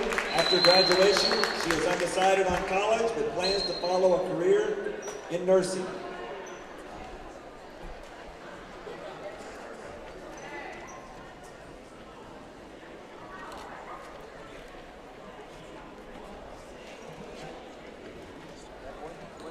Valeria Ortiz. Valeria is escorted by Valeria Barragon, Sergio Rodriguez, Maggie Ortiz, and Abigail Rodriguez. Valeria is a 2-year letterman. After graduation, she plans to enlist in the Navy and follow a career in medicine.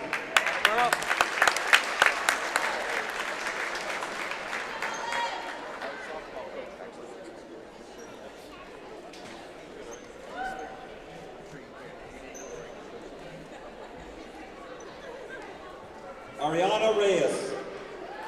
Ariana is escorted by Olivia, Mondo, Gavin, and Jason Reyes. Ariana is a 1-year letterman. After graduation, she plans to attend Howard College and follow a career in nursing.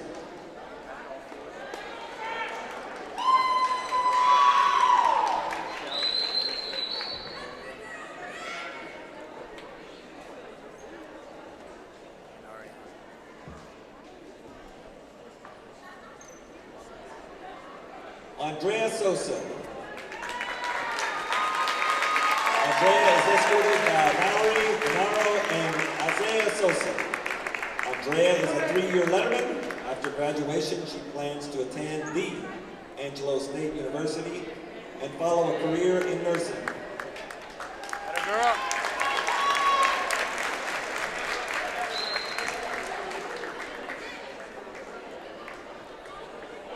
Nivea Goodlow. Nivea is escorted by Angie, DJ, and Jacoby Goodlow. Nivea is a 4-year letterman. After graduation, she plans to attend Howard College and follow a career in cosmetology. Atta girl.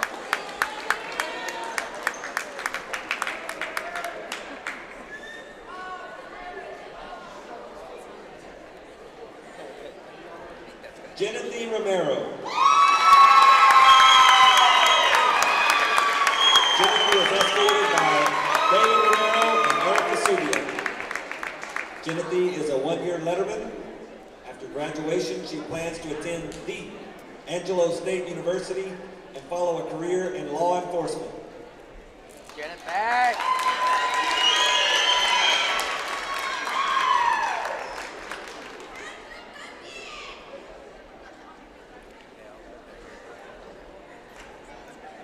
Delaney Yanez. Delaney is escorted by Jose, Darby, Daniel, and Devin Yanez. Delaney is a 3-year letterman. After graduation, she plans to attend Sul Ross State University and follow a career in education. Girl.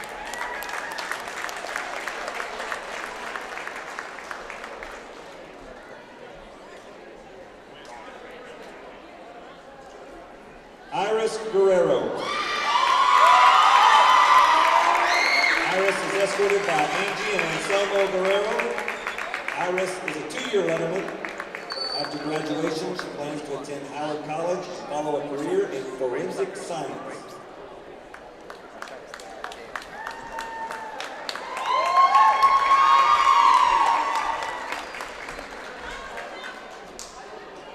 Keegan De La Rosa. Keegan is escorted by Mitch Davis. Keegan plans to attend Howard College and follow a career in radiology.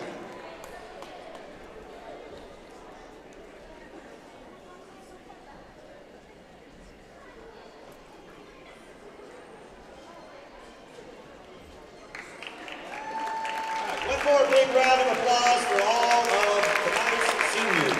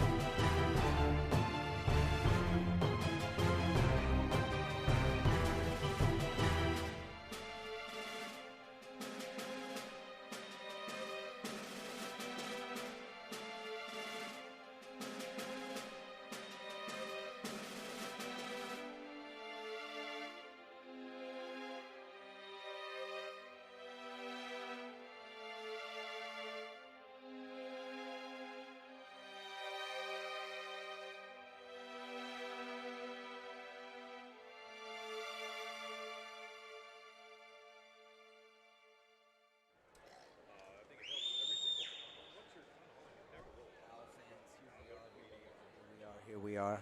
Owl fans, here we are at senior night on a Friday night in Big Lake, Texas.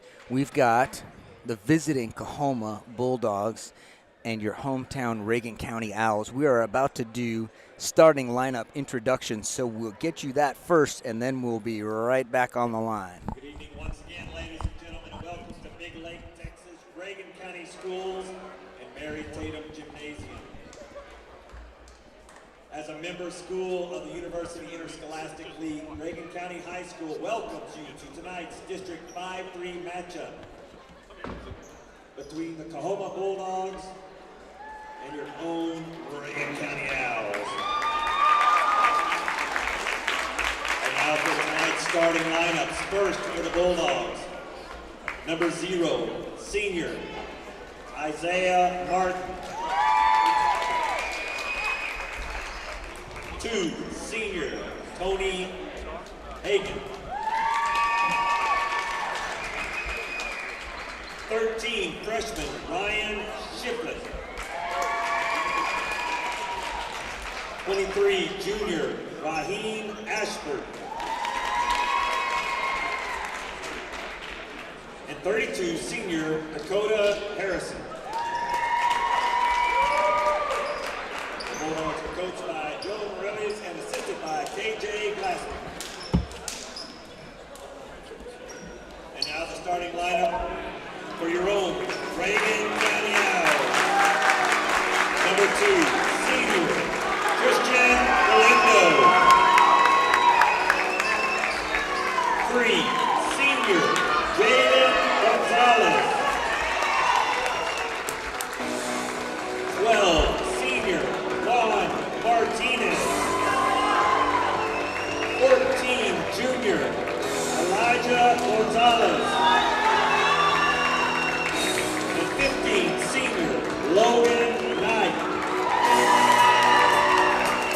The Owls are coached by Calvert and assisted by David Reyes, Jake Myers, Bailey Martin, Willie Rangel, and Turner Stark.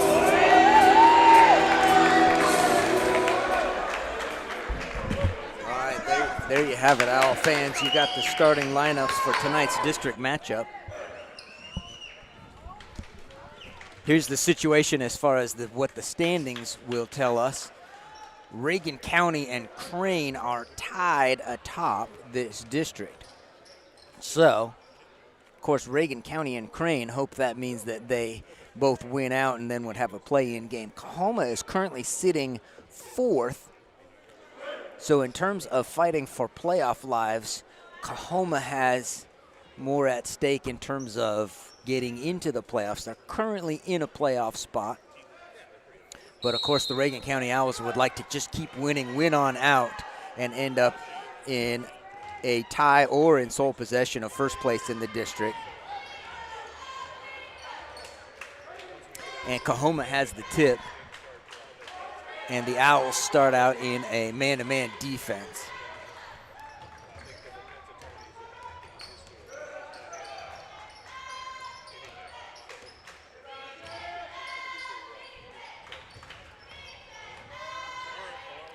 Nice up and under move by Shiflett. Jaden Gonzalez clears the rebound, and the Owls have their first possession of the night. Galindo drives just off the mark with the left-handed layup and cleared out by Martin.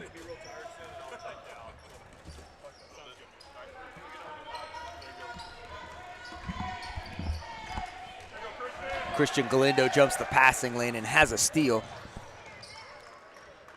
Fast start to this game, Scott. It's moving quickly.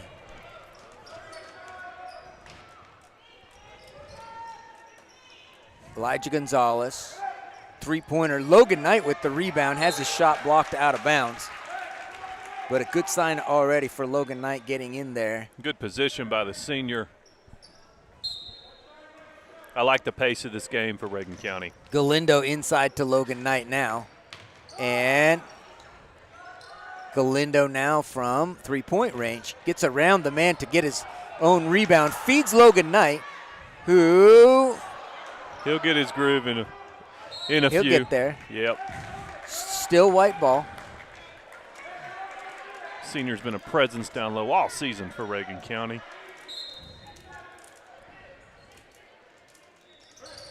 So, Stephen, I did get news during the break that Reagan County Lady Owls have clinched the 4th spot in the district. Oh, what great news. So they will get a playoff game next week. And just well-deserved for the effort they put on all season. That's just fantastic. Opponent is yet to be determined. Elijah Gonzalez finds himself in a lot of traffic, gets it out. Owls get another offensive rebound and a chance to reset one more time. Gonzalez from the top, no. And the Bulldogs want to push. Elijah Gonzalez, big old shot block. That was a block by the junior Elijah.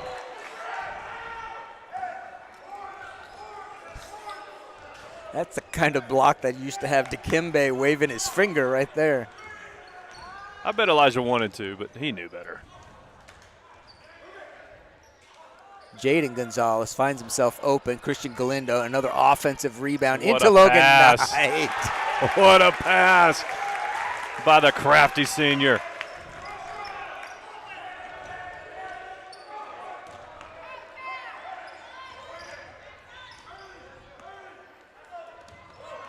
Jaden Gonzalez goes for the steal. Hagans with the three-pointer from the corner, rebounded by Juan Martinez. Martinez with a lane. Nice with the fake, opening up the lane. Great job.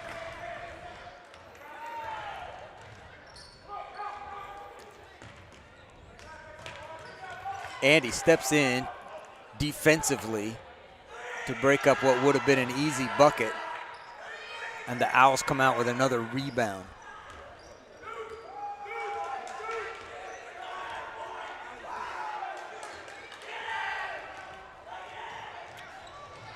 Martinez gets in one more time. Doesn't hit this time. This is Ashford pushing back the other direction. Nice little scoop layup by Raheem Ashford. Ashford with the coast-to-coast play.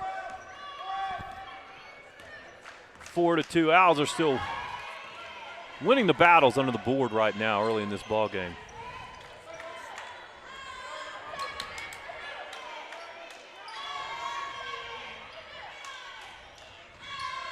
Here's Galindo with the drive. Off to Logan Knight. Lots of contact on both of those shot attempts. Another great pass. You better be ready for the ball when Christian's driving to the basket. Look at this Look steal. at that. Look at this steal.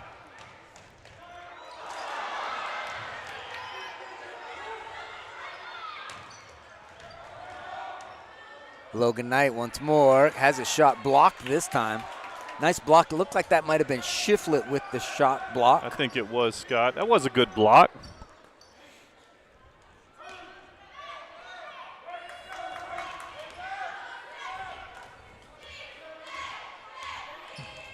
Coahoma taking their time to set up against this man-to-man defense.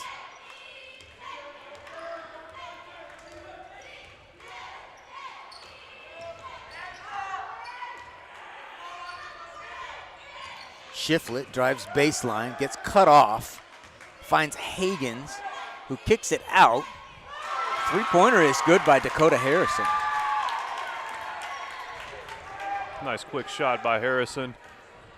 Just about evens this game up. About 2 minutes left in the first quarter.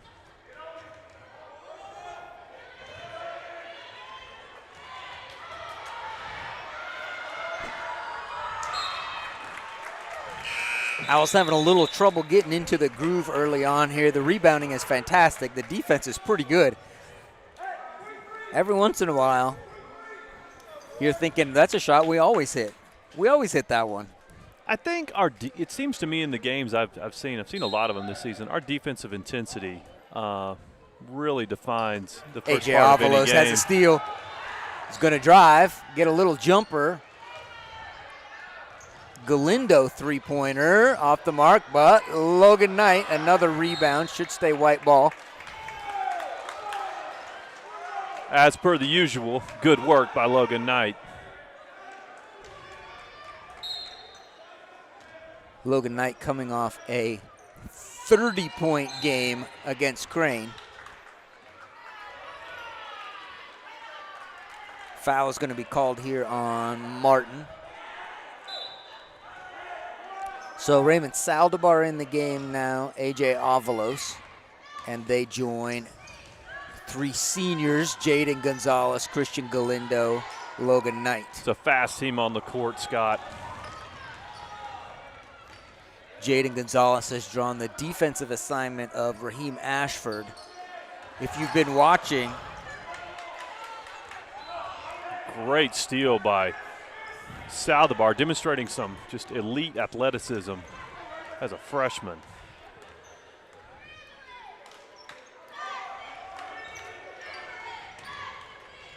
there's a little pick and roll that comes in. It's a good idea. Execution wasn't quite there.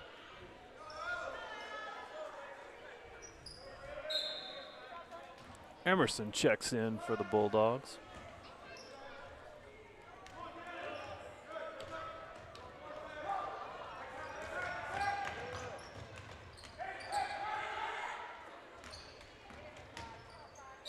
This is going to be a traveling call.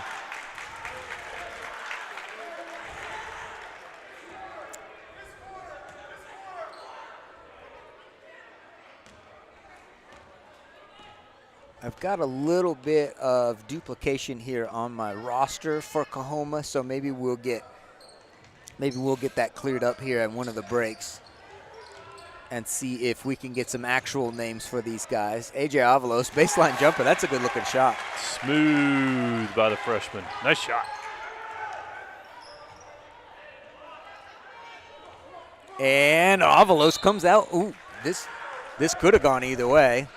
Avalos goes high to break up the pass attempt.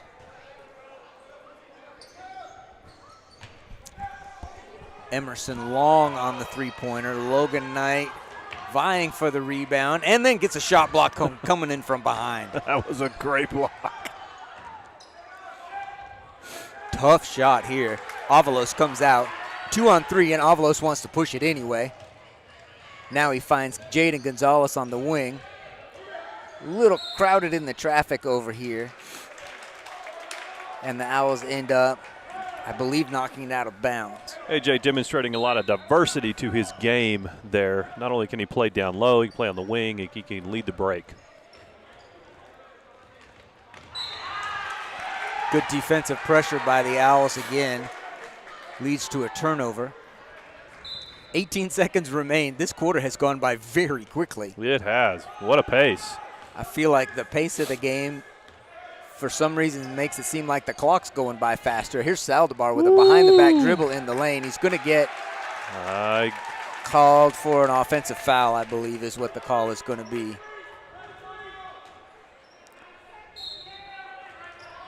Nine seconds to go before the buzzer here at the end of this quarter. And Christian Galindo gets a three-pointer up off the mark. Rebounded by Coahoma. Don't foul him here. All right, quick pace to this first quarter. Not a ton of scoring. Owls in the lead, 8-5, back in 60 seconds.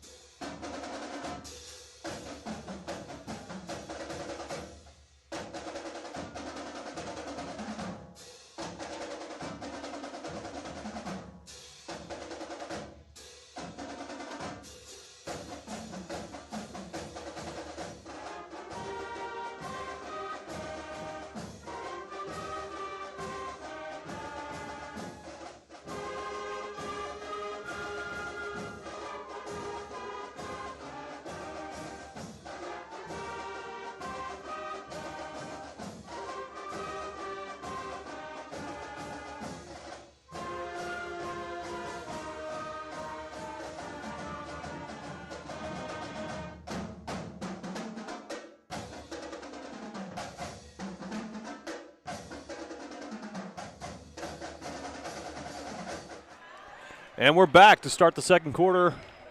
Owls with an 8-5 lead in a fast-paced defensive struggle. Owls looking to extend the lead against the Bulldogs. Extend their district winning streak.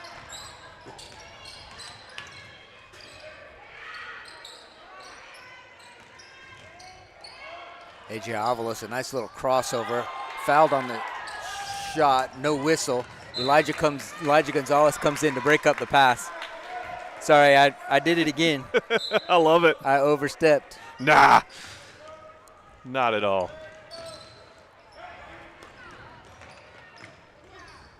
Here's a trap on the sideline that leads to a turnover. Juan Martinez comes out with it, and he wants to take a trip to the hole. And his little jumper is off, but Saldivar goes up high for the rebound. Now out to Elijah Gonzalez. Wing three off the mark. And cleared by Colt Redden. Nice rebound by Redden.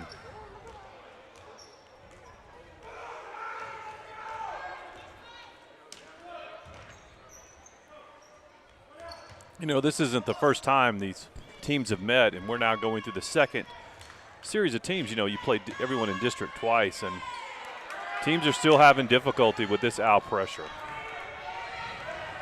Yeah, just because you've seen it doesn't mean you understand how to deal with it. Saldivar off the mark. Colton Redden gets another rebound.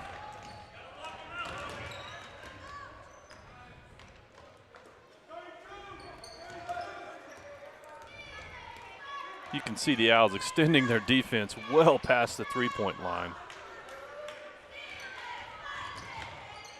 Good quick feet by Elijah Gonzalez to shut down that drive. And what makes it work is how effective they are at helping one another. They play excellent help defense.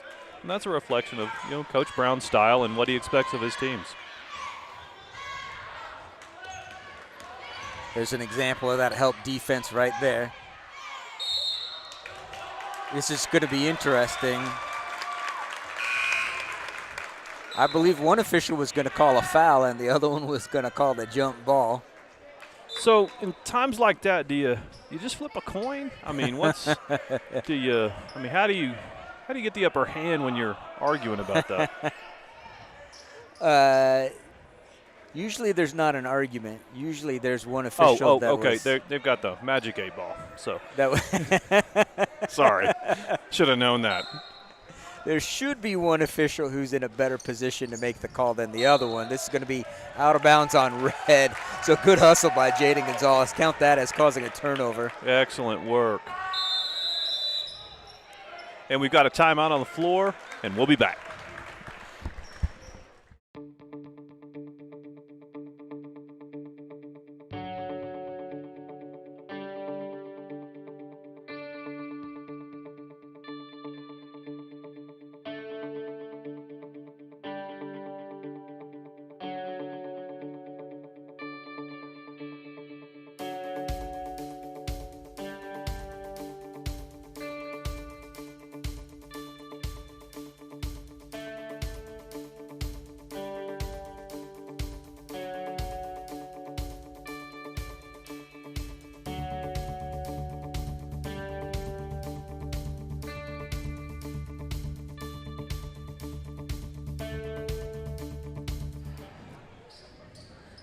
.558, just under the 6-minute mark to go in the second quarter in what is really a low-scoring affair, I think, for both of these teams, Stephen. It is right now. The Owls are winning the battles underneath. They're getting more shots up. They're just not falling yet, and they will start. Here goes Galindo on the baseline. Reverse layup is off the mark, but he gets his own rebound. Kicks it out to Martinez. Sideline jumper. Colton Redden comes out with it. And Elijah Gonzalez gets good defensive play, but just better offense by Ashford. Yeah, that was a nice move.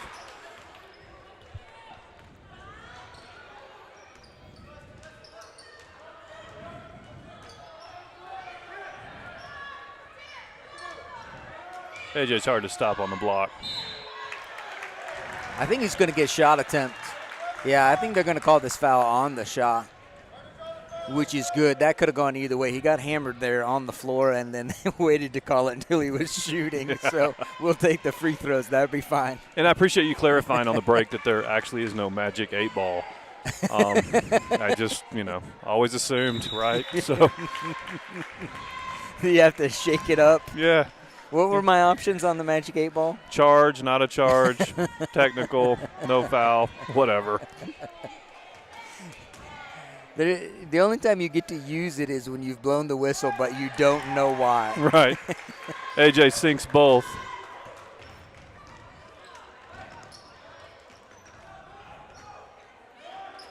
Again, just relentless pressure defense by Reagan County. That. Heads up defensively. Good pressure, of course, by the Owls. Lots of contact again underneath. Jaden Gonzalez gets his own rebound over the top to A.J. Avalos, who's going to drive. Nice move. Take the contact and hit it. Nice move. Great body control.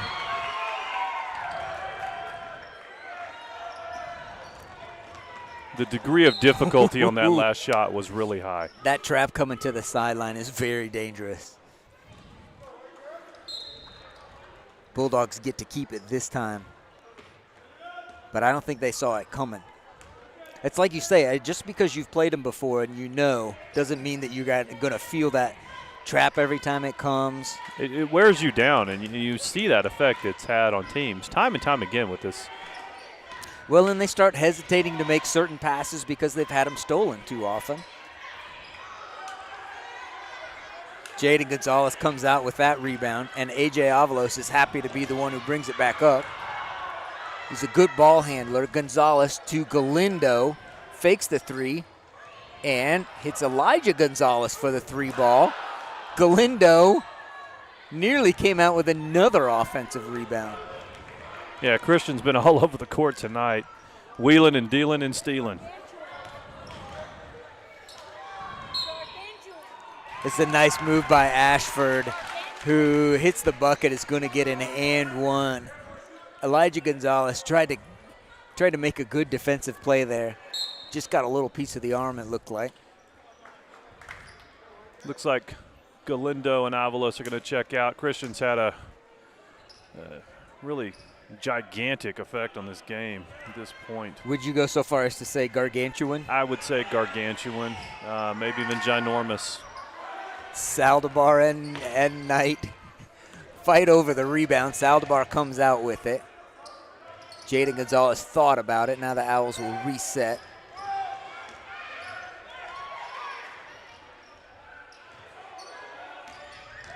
Jaden Gonzalez into the lane, has the ball stripped. Bulldogs pushing hard the other way. Pass comes ahead and off of the fingertips of Martin. They're hearing footsteps coming. Coach Brown wants to fix a couple of things. He's going to take a full timeout to do it. See you in 60 seconds.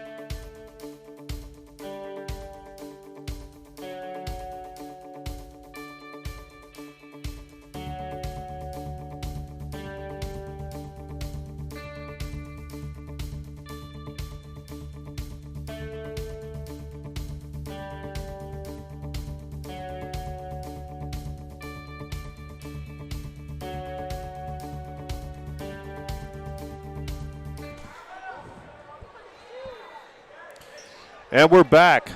Second quarter action.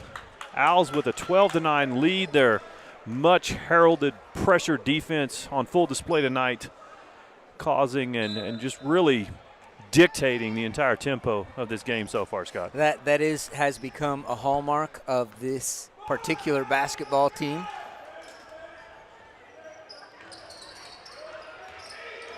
Here goes Elijah Gonzalez. He's going to get called for a charge. This is actually pretty good defensive positioning by Martin. And that is Elijah Gonzalez's second foul. We'll see if Coach Brown wants him to keep playing with those 2 fouls.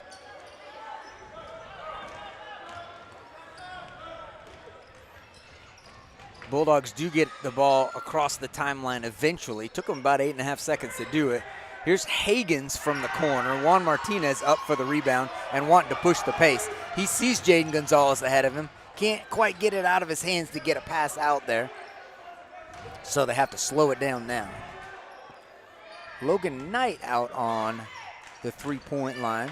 Now showing their diverse offense skills. Just Saldivar with the drive and the scoop, and it's going to go. What a move. Al's just smoothly transitioned to another offensive set post break, and good unselfish ball work and made him pay. Nice move by the freshman. Here comes Galindo back into the game. So Elijah Gonzalez indeed will sit probably the remainder of the second quarter with those 2 fouls.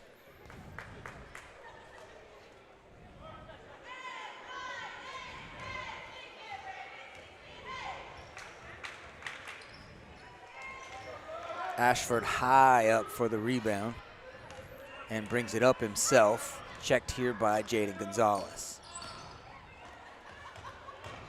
Pass knocked out of bounds by Saldivar. Coach Brown is happy with that kind of defensive anticipation. Can't accuse his teams of being lackluster on defense. Not a bit. And it's going to lead to a turnover created.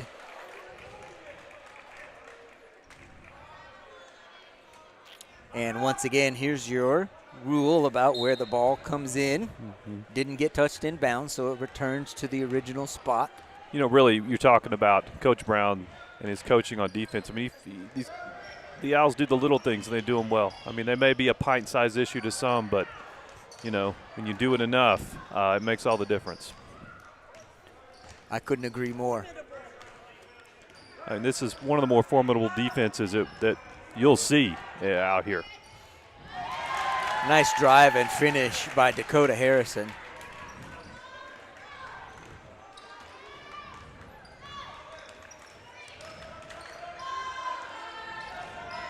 Saldivar, hand checked by Higgins.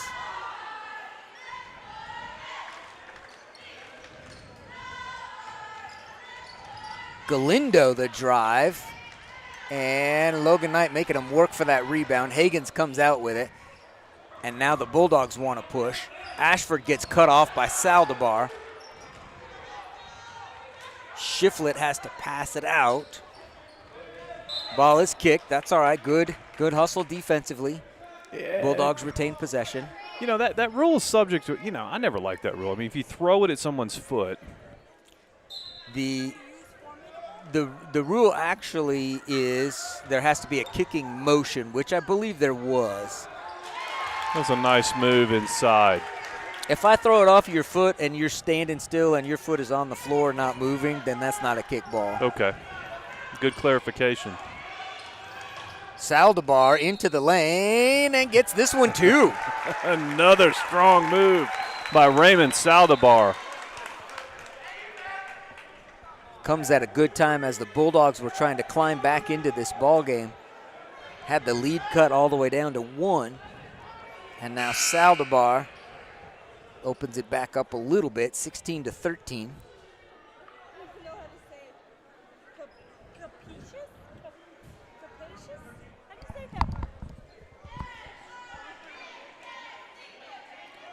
Saldivar steps up to the line. Opportunity for a three-point play here. And he hits this one to give him 5 total for the game. Pass comes ahead to Ashford. Logan Knight shuts it down. Owls get back quickly. Ashford up high for the rebound again. Kicks it out to Higgins. 3-point attempt is up. Jaden Gonzalez, fantastic positioning on the rebound. Lots of contact under there. Jaden Gonzalez comes out with it. Martinez trying to squeeze one into the low post. I think Coach Brown would rather have a possession without those kind of chances taken. But you got to like these guys being aggressive with the ball. Here comes Galindo jumping the passing lane. Now he's What inside a to Logan pass. Knight. What a finish. Raymond Saldivar with the steal. Can he get it up? He got it. It's good if it goes. Oh. What a fast-paced, wild finish to the half. Great job. Owls extend the lead with a quick flurry of baskets. Great work, Reagan County. We'll be back on the other side.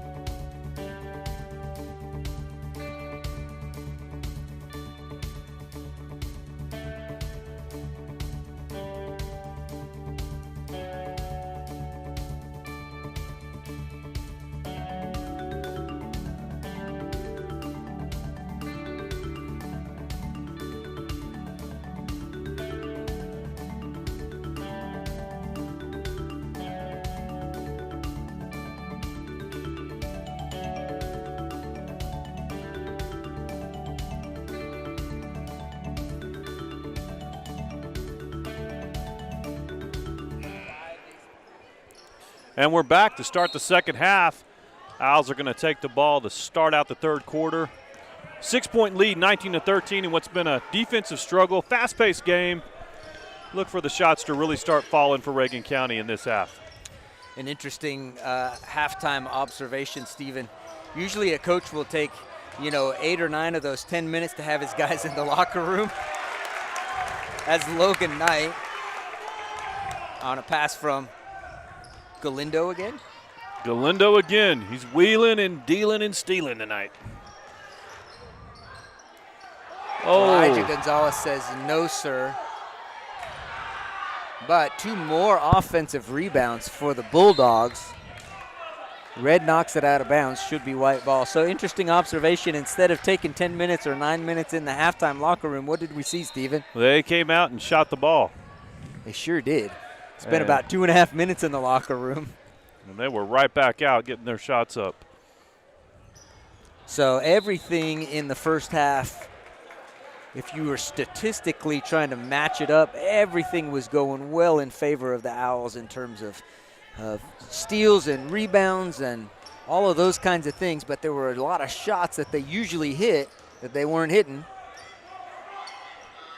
And the result is we've got a closer ball game than we think the Owls have played. Logan Knight knocks this ball out of bounds. You can have games like that, and at any moment the lid will come off and the shots will start falling. And Owls, even though only 7 points up, are in full control of this game.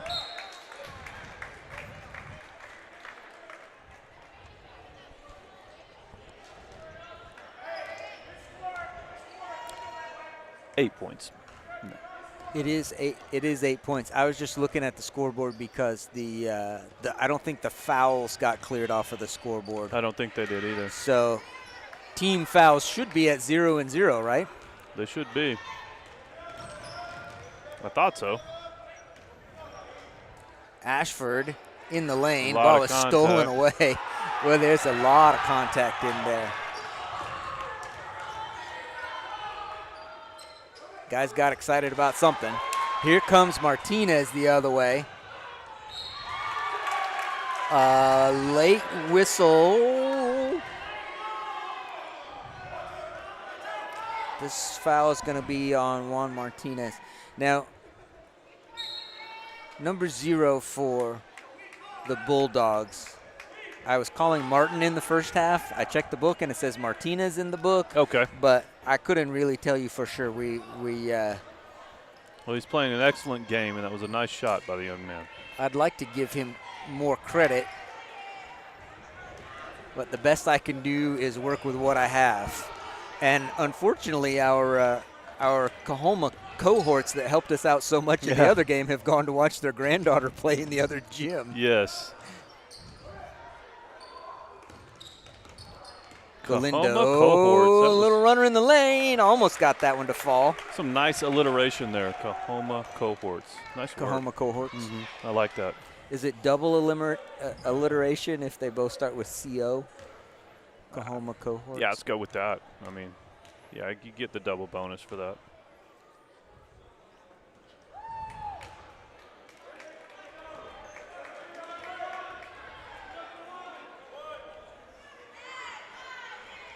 Coach Brown pulls Logan Knight off of the rebounding line.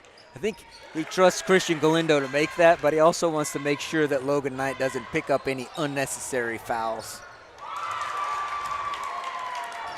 That's what the Bulldogs broke the press that time, didn't they? They did. That was well done.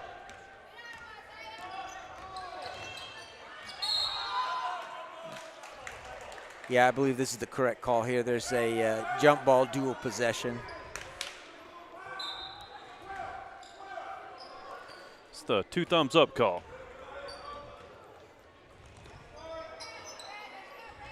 Redden tries to get it across the middle. Nobody there except Logan Knight.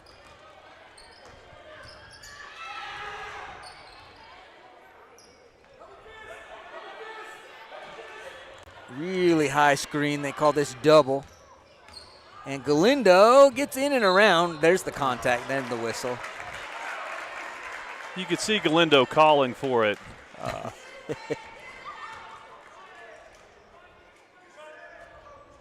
Well, certainly if they're going to call a foul on Juan Martinez on the other end, then you'd like to see this called on this end too. Would agree. Avalos and Saldivar check in for Reagan County.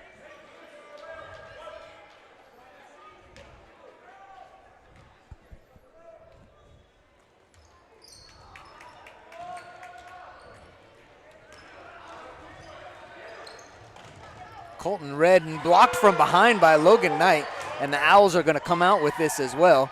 Saldivar pushing up the sideline, finding Jaden Gonzalez, right back to Saldivar.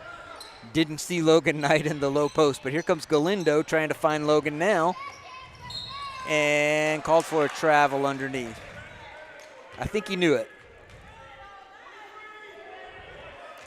Pretty nifty pass there by Christian. He's been dealing tonight. Trap comes back to Redden in the middle. Now across. Now the Bulldogs have numbers again. Lots of contact and no whistle. Ashford gets the friendly roll. Nice touch. Here comes Jaden Gonzalez. Blocked by Colton Redden. And Coahoma pushes back the other direction now.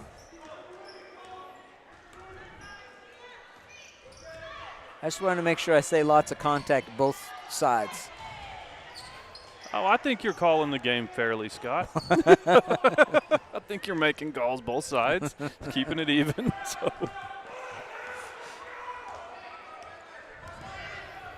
Maybe if I had officiated one of those JV games, I wouldn't be so adamant about getting my calls in on these. Ooh, dee, dee. I don't know how he kept his pivot foot down. That was impressive. It really was. Jaden Gonzalez trying to deny the entry pass. Gets a piece of the arm of Ashford.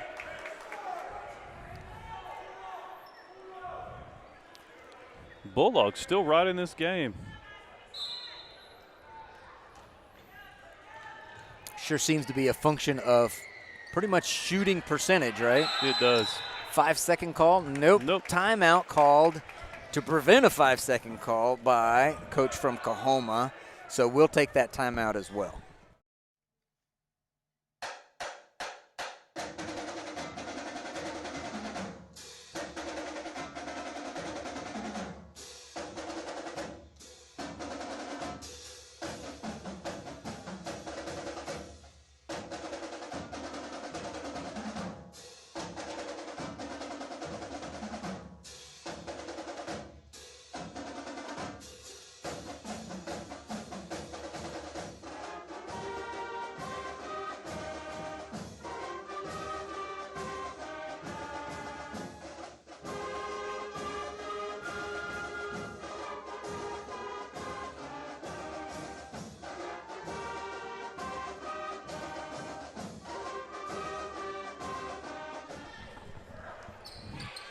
We're back to the action. Clock is rolling at 3:40 in the third quarter. Colton Redden, baseline jumper, rebounded by Jaden Gonzalez. Nice board. Jaden got up there and got the rebound for Reagan County. A.J. Avalos trying to post up down low.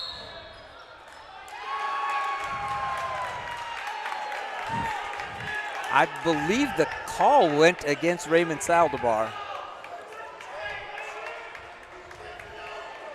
That is indeed how they called it. Raymond Saldivar called for the offensive foul. Redden in the middle to Ashford. Got numbers again, but the Owls get back. And time to trap in the corner. Ashford on the post. Turnaround jumper was a good-looking shot. It was.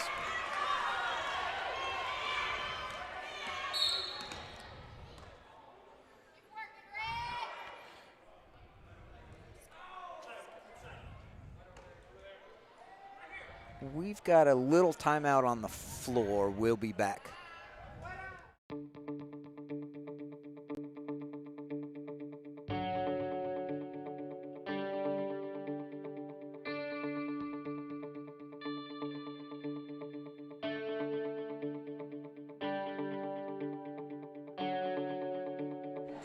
All right, we're back. That was a quick timeout. That was an official timeout, we'll call it. There's, I thought we were ready to play here. Oh, taking a timeout again.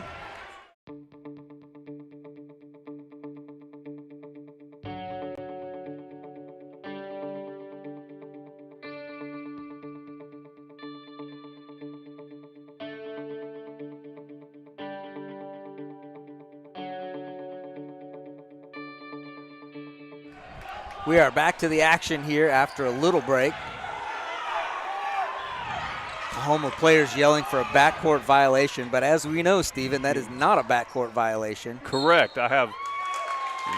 Well, let everybody know the explanation again because you want me to tell it to them one more it time? Explains a lot. So on the inbounds play, the entire court is open. That's right. Until possession has been established in the front court.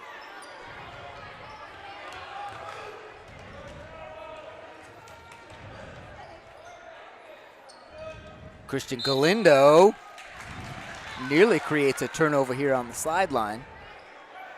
Still making things very difficult on Coahoma.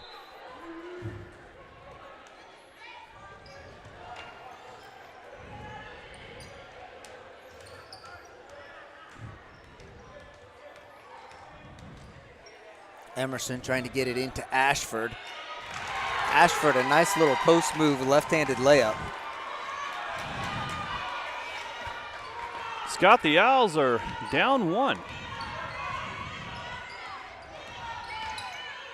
Nice look, nice finish, nice play. And the Owls needed that after having lost the lead and now immediately getting it back. Go ahead, Steven. Only for a moment, and I think the Owls realized, and they're going to get back to work. Martinez working in the lane, travels, apparently. Likely a product of just that stingy Owl defense. Turned it up a few notches, and you see the resulting turnover.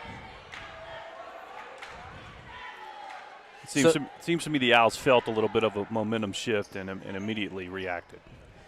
So a 1-point lead here for the Owls. And I think you're right about the momentum shift. A little different sense of urgency now. Saldivar into the lane. Nice jumper, nice touch. The freshman is really feeling it tonight. So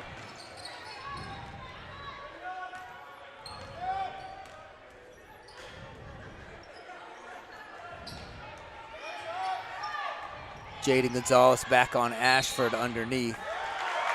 Traveling is called on Martinez. Look for the Owls to immediately put pressure. And here we go on Coahoma. Owls have changed their offense.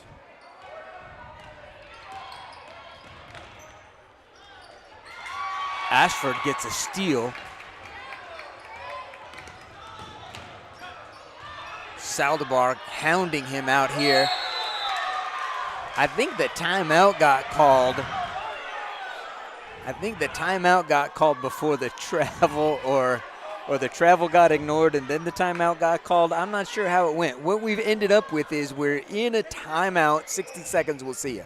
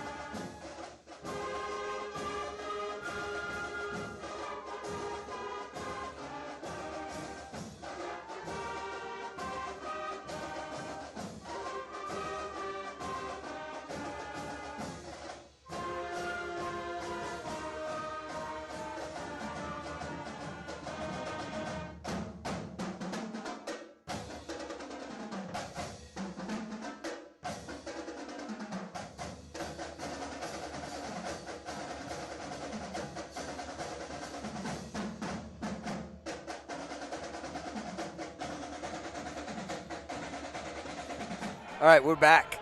This is quarter number 3. There's less than a minute remaining. This ball game is tighter than the Owls wish it was. Owls carrying a 26-23 lead in here. Juan Martinez going to get a steal. Lots of contact again. No whistle. Martinez drives, finds Logan Knight. Contact all over the place. And Logan Knight should get free throws here. It's called on the floor, Scott. Okay, so no free throws for Logan Knight. Throw in underneath the basket for the Owls. They run this line formation. Logan Knight takes it, gets Martinez open for the 3 ball. Jaden Gonzalez comes in and causes enough trouble on the rebound that the Owls retain possession. So in the stat book, Steven, does he get a credit for a rebound there? He doesn't, but honestly, he should. He got in good position. He really made that play. And Jaden's been doing that all year. He's been making key plays at crucial times.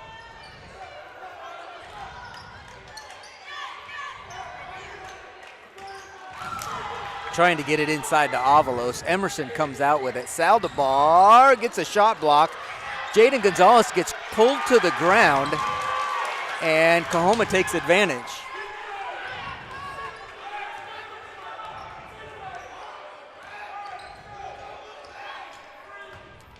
Going to have to get a shot up here. Jaden does get a shot up and is off the mark.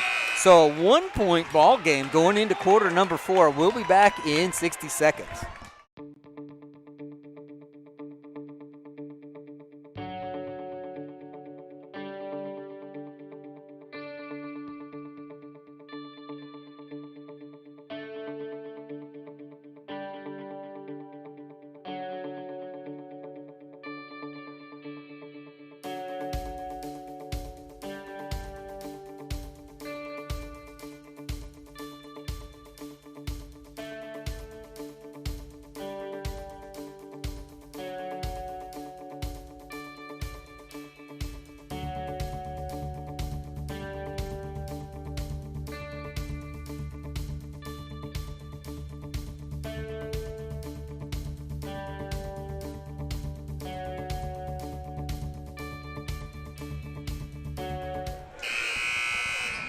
And we're back. Start of the 4th quarter, Owls clinging to a 1-point lead. Scott, it's been one of those games where it just feels like the Owls are in control, but the shots just aren't quite falling. And Coahoma's right in this thing. A relatively, well, not relatively, an extremely low-scoring game by Owl standards. Look for things to change in the 4th quarter. And starting us off right, A.J. Avalos. Great post position, great move. Gets a chance to earn 2 points at the charity stripe.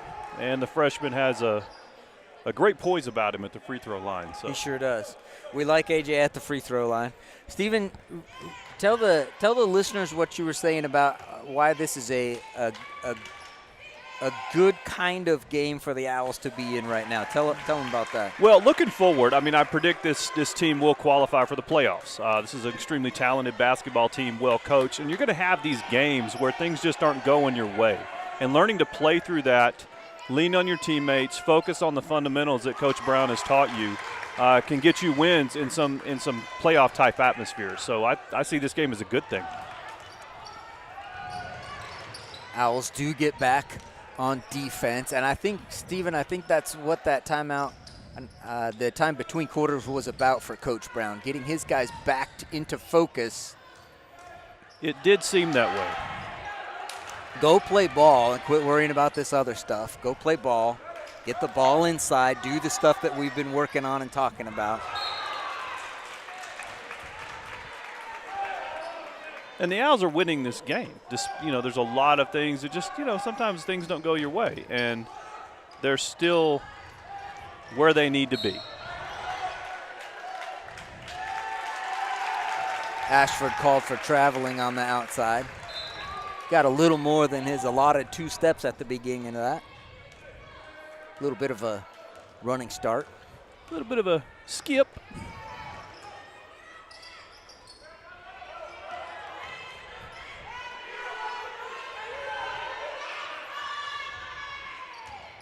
A.J. Avalos gets some space cleared What out in a the lane. move. Oh. Called No, the for- travel was called. Called for traveling. Coach Brown wants his guys to run a full court press here. They've got different variations of it, but all of them have this same effect of, There you go. very strong by Jaden Gonzalez to finish that and get hammered in the process. Jaden Gonzalez Yes, him almost again. got another turnover too. Jaden is fired up. And aside from being just an excellent basketball player, Jaden is a great athlete. He sure is. And so, he's a force to be reckoned with on both sides of the ball, and we've got a timeout.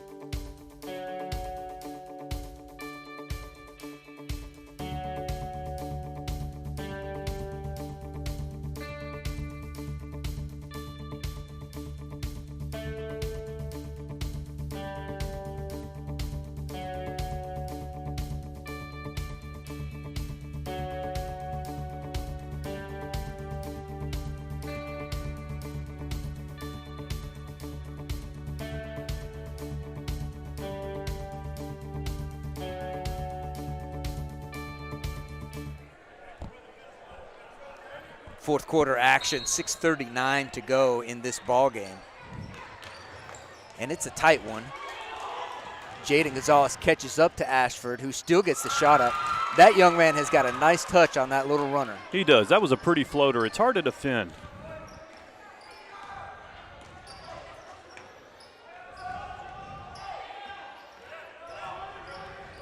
Little reset for the Owls here.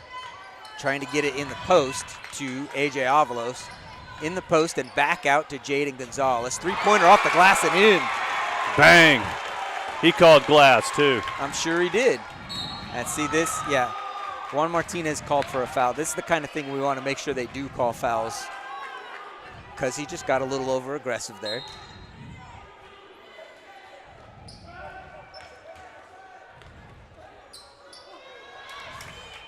Shiflett fakes the pass, finds Martinez for the finish, and the Bulldogs are not going to go away.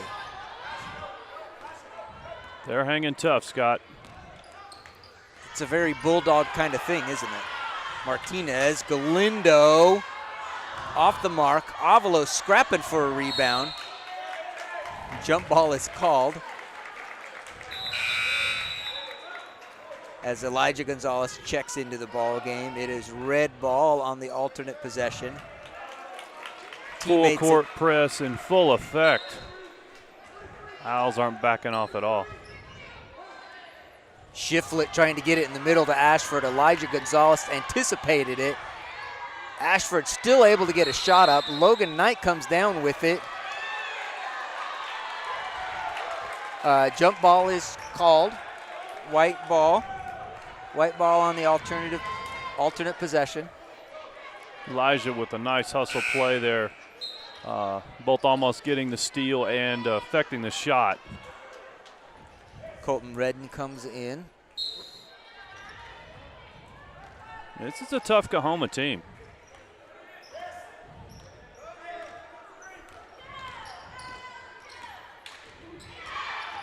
Martinez on the baseline. Now the high pick and roll. Galindo drives. Reverse layup is off the mark. Logan Knight thought he was going to come out with another rebound there.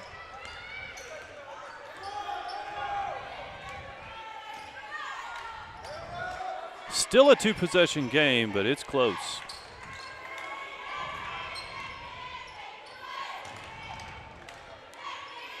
Ashford calling for the ball, but Jaden Gonzalez denying any attempts to get it to Ashford. Here's Shiflett Three-pointer is in and out. Colton Redden tries to come up with the rebound, fumbles it out of bounds.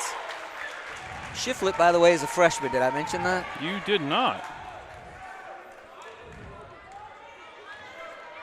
So Reagan County not the only ones in this district who've got freshman ball players on their varsity teams.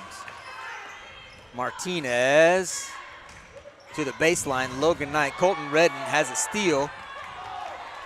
And Hagens now pushes the other direction. Logan Knight rebounds that one.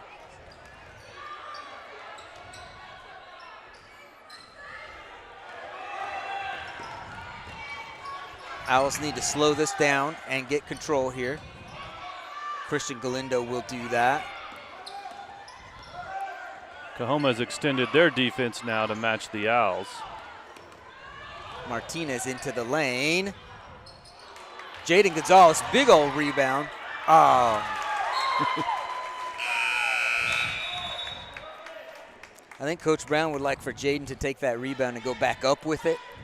I think so, but being the unselfish player, he was looking for his teammate. Great rebound.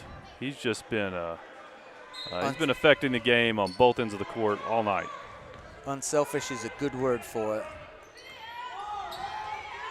I think that's another trademark of this Owls basketball team. Absolutely. On any given night, any player can get hot, and they'll feed that player. Double team collapses in on Ashford, who makes a really nice spin move in the low post to get the and one. That was a nice move, and that's a good move. Ashford has a chance to make this a 1-point ball game.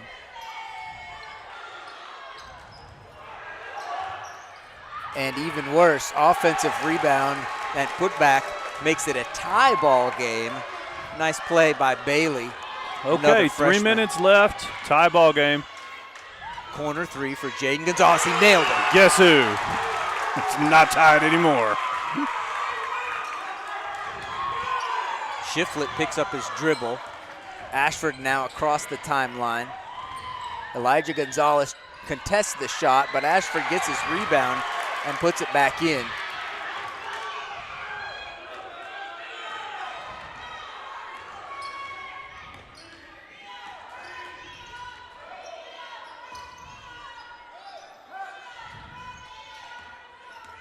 Interesting matchup.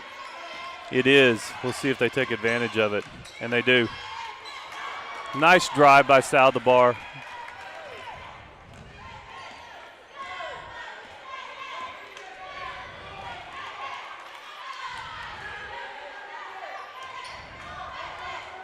Ashford, not this time.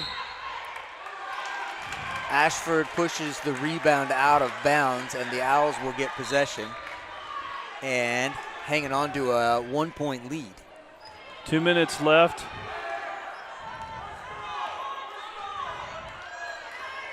Every possession's going to count. High screen, kind of a pick and pop move here. Martinez, top of the key, off the mark. Ashford clears. Dribbles it off. Christian Galindo called for a foul here. Yep. I like the shot, though. Oh, yeah. Like the shot. Nice open look. I agree 100%. You gotta take that. And one has been consistently good from that spot, too. Brown puts in Avalos. I don't think that's a surprise given his free throw shooting ability. That's a good point. It's a tough call here. Jaden Gonzalez is going to get called for a foul, trying to deny that entry pass, which in the high post, I think Coach Brown would prefer that Jaden save his fouls for a different situation than denying a high post entry pass. Ashford hits the front end of 1-1, and we've got a tie ball game. Minute 43 left in the fourth. Tie game, intense ball game. Ashford misses the second. Avalos clears the rebound. Pressure by the Bulldogs.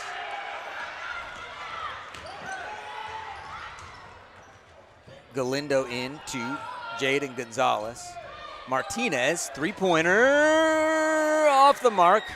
Ashford, another rebound. And off of the teammate, out of bounds. Logan Knight's checking in for Reagan County. Here comes Logan Knight in, Elijah Gonzalez out. You're going to see a lot of situational substitution now, the remaining 121 of this game, as Coach Brown plays a chess game that he's very good at. So he definitely wants Logan Knight on the offensive side of things. For that reason right there.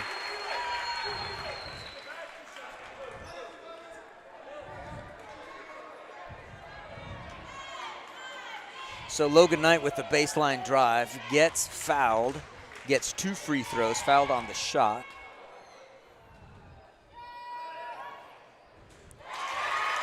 First one is good.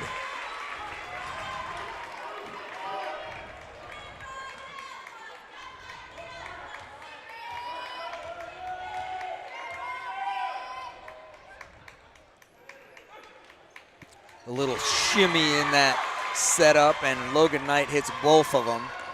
2 really important free throws, 2-point lead now for the Owls. Clutch shooting by the senior. We're clicking down to 1 minute here. Clearly the Bulldogs offensively are trying to get the ball into Ashford as much as they can. And he has it now, double teamed. He gets it out to Redden, who drives baseline. Logan Knight gets a shot block. And it gets called for a foul. Scott, we got 50 seconds left, 2-point lead. Colton Redden at the free throw line for 2.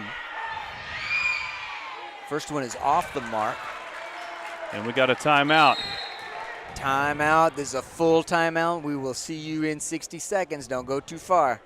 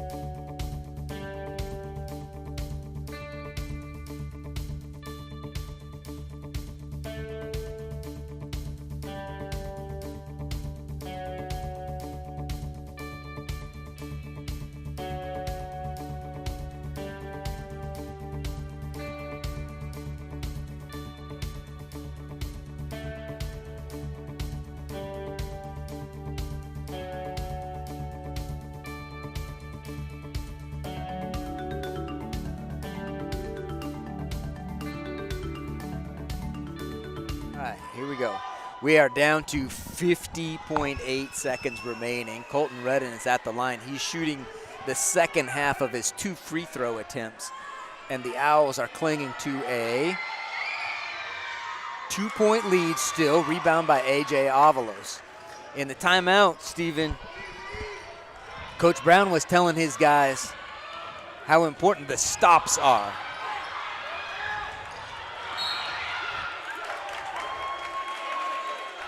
I believe Christian Galindo got called for a foul on that exchange to put Colton Redden back at the line. He did, but I think that was a good risk. Calculated.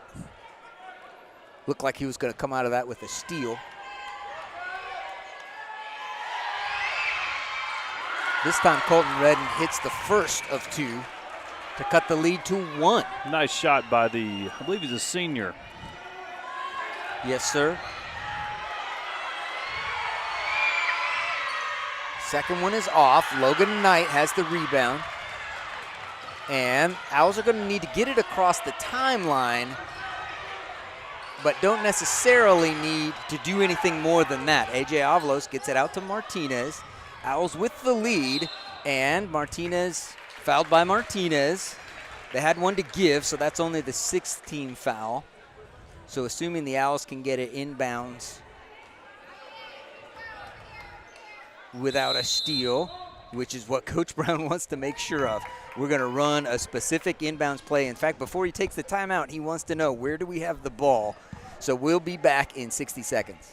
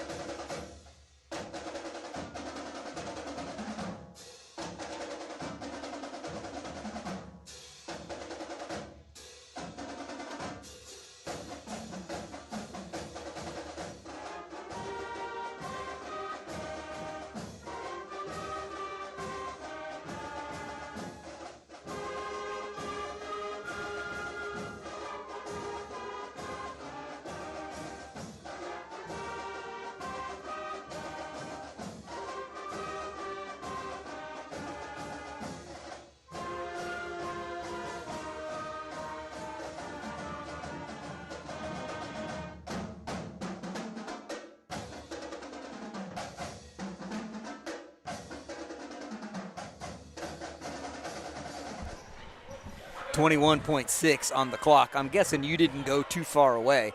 If you're watching this ball game, you're in it till the end with us.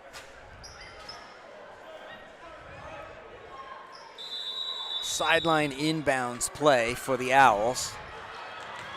Logan Knight is open. All the Owls have to do is hold on to the ball. There will be intentional fouling in the sense of the Owls want to have the ball in a couple of different guys' hands, and A.J. Avalos is one of those guys, Steven. Absolutely. Just throughout the season shown poise at the free throw line, has made free throw after free throw in big game situations. Well executed by the Owls, getting it in the hands of someone that shoots it like that every time.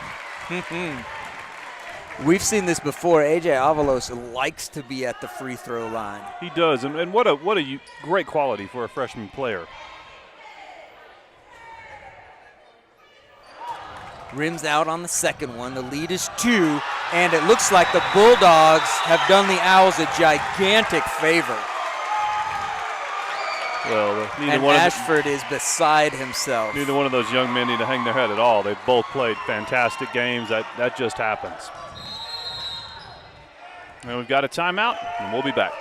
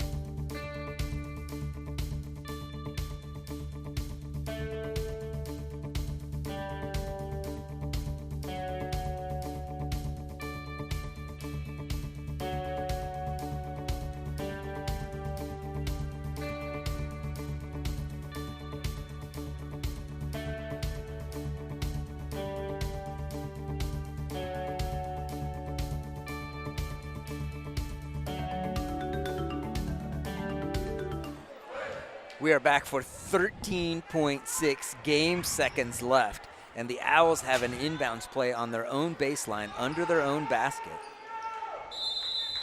Need to get the ball in bounds within 5, and then need to hang on to it. Logan Knight's foot is on the sideline, and Coahoma will get another shot at this. 11 seconds and counting. Martinez passes it in the middle to Bailey. 7, 6. Ashford is the one they want to have the ball. Ashford dumps it off to Colton Redden. Shot blocked by A.J. Avalos. And that's the ball game. How appropriate that this ball game ends on a gigantic defensive play. No kidding. What a ball game. Both teams, fantastic efforts. joy to watch these young men compete like that. Congratulations to the Owls in pulling out a difficult game. So the Owls will remain, assuming Crane wins tonight, we don't have that score for you yet, atop the district and still in that first slot. So 2 ball games next week, Sonora and Stanton. I don't remember in which order, but they're both here in Big Lake. So if you want to see an Owls varsity team that is headed for a playoff game, come out Tuesday or Friday next week. Join us here at Mary Tatum Gymnasium for basketball. If you're not able to do it, that's okay. We will bring you those games live streaming from the Big Lake Wildcat. Thanks tonight to Stephen Dodd. Thanks to Alex Turner, J.L. Mankin.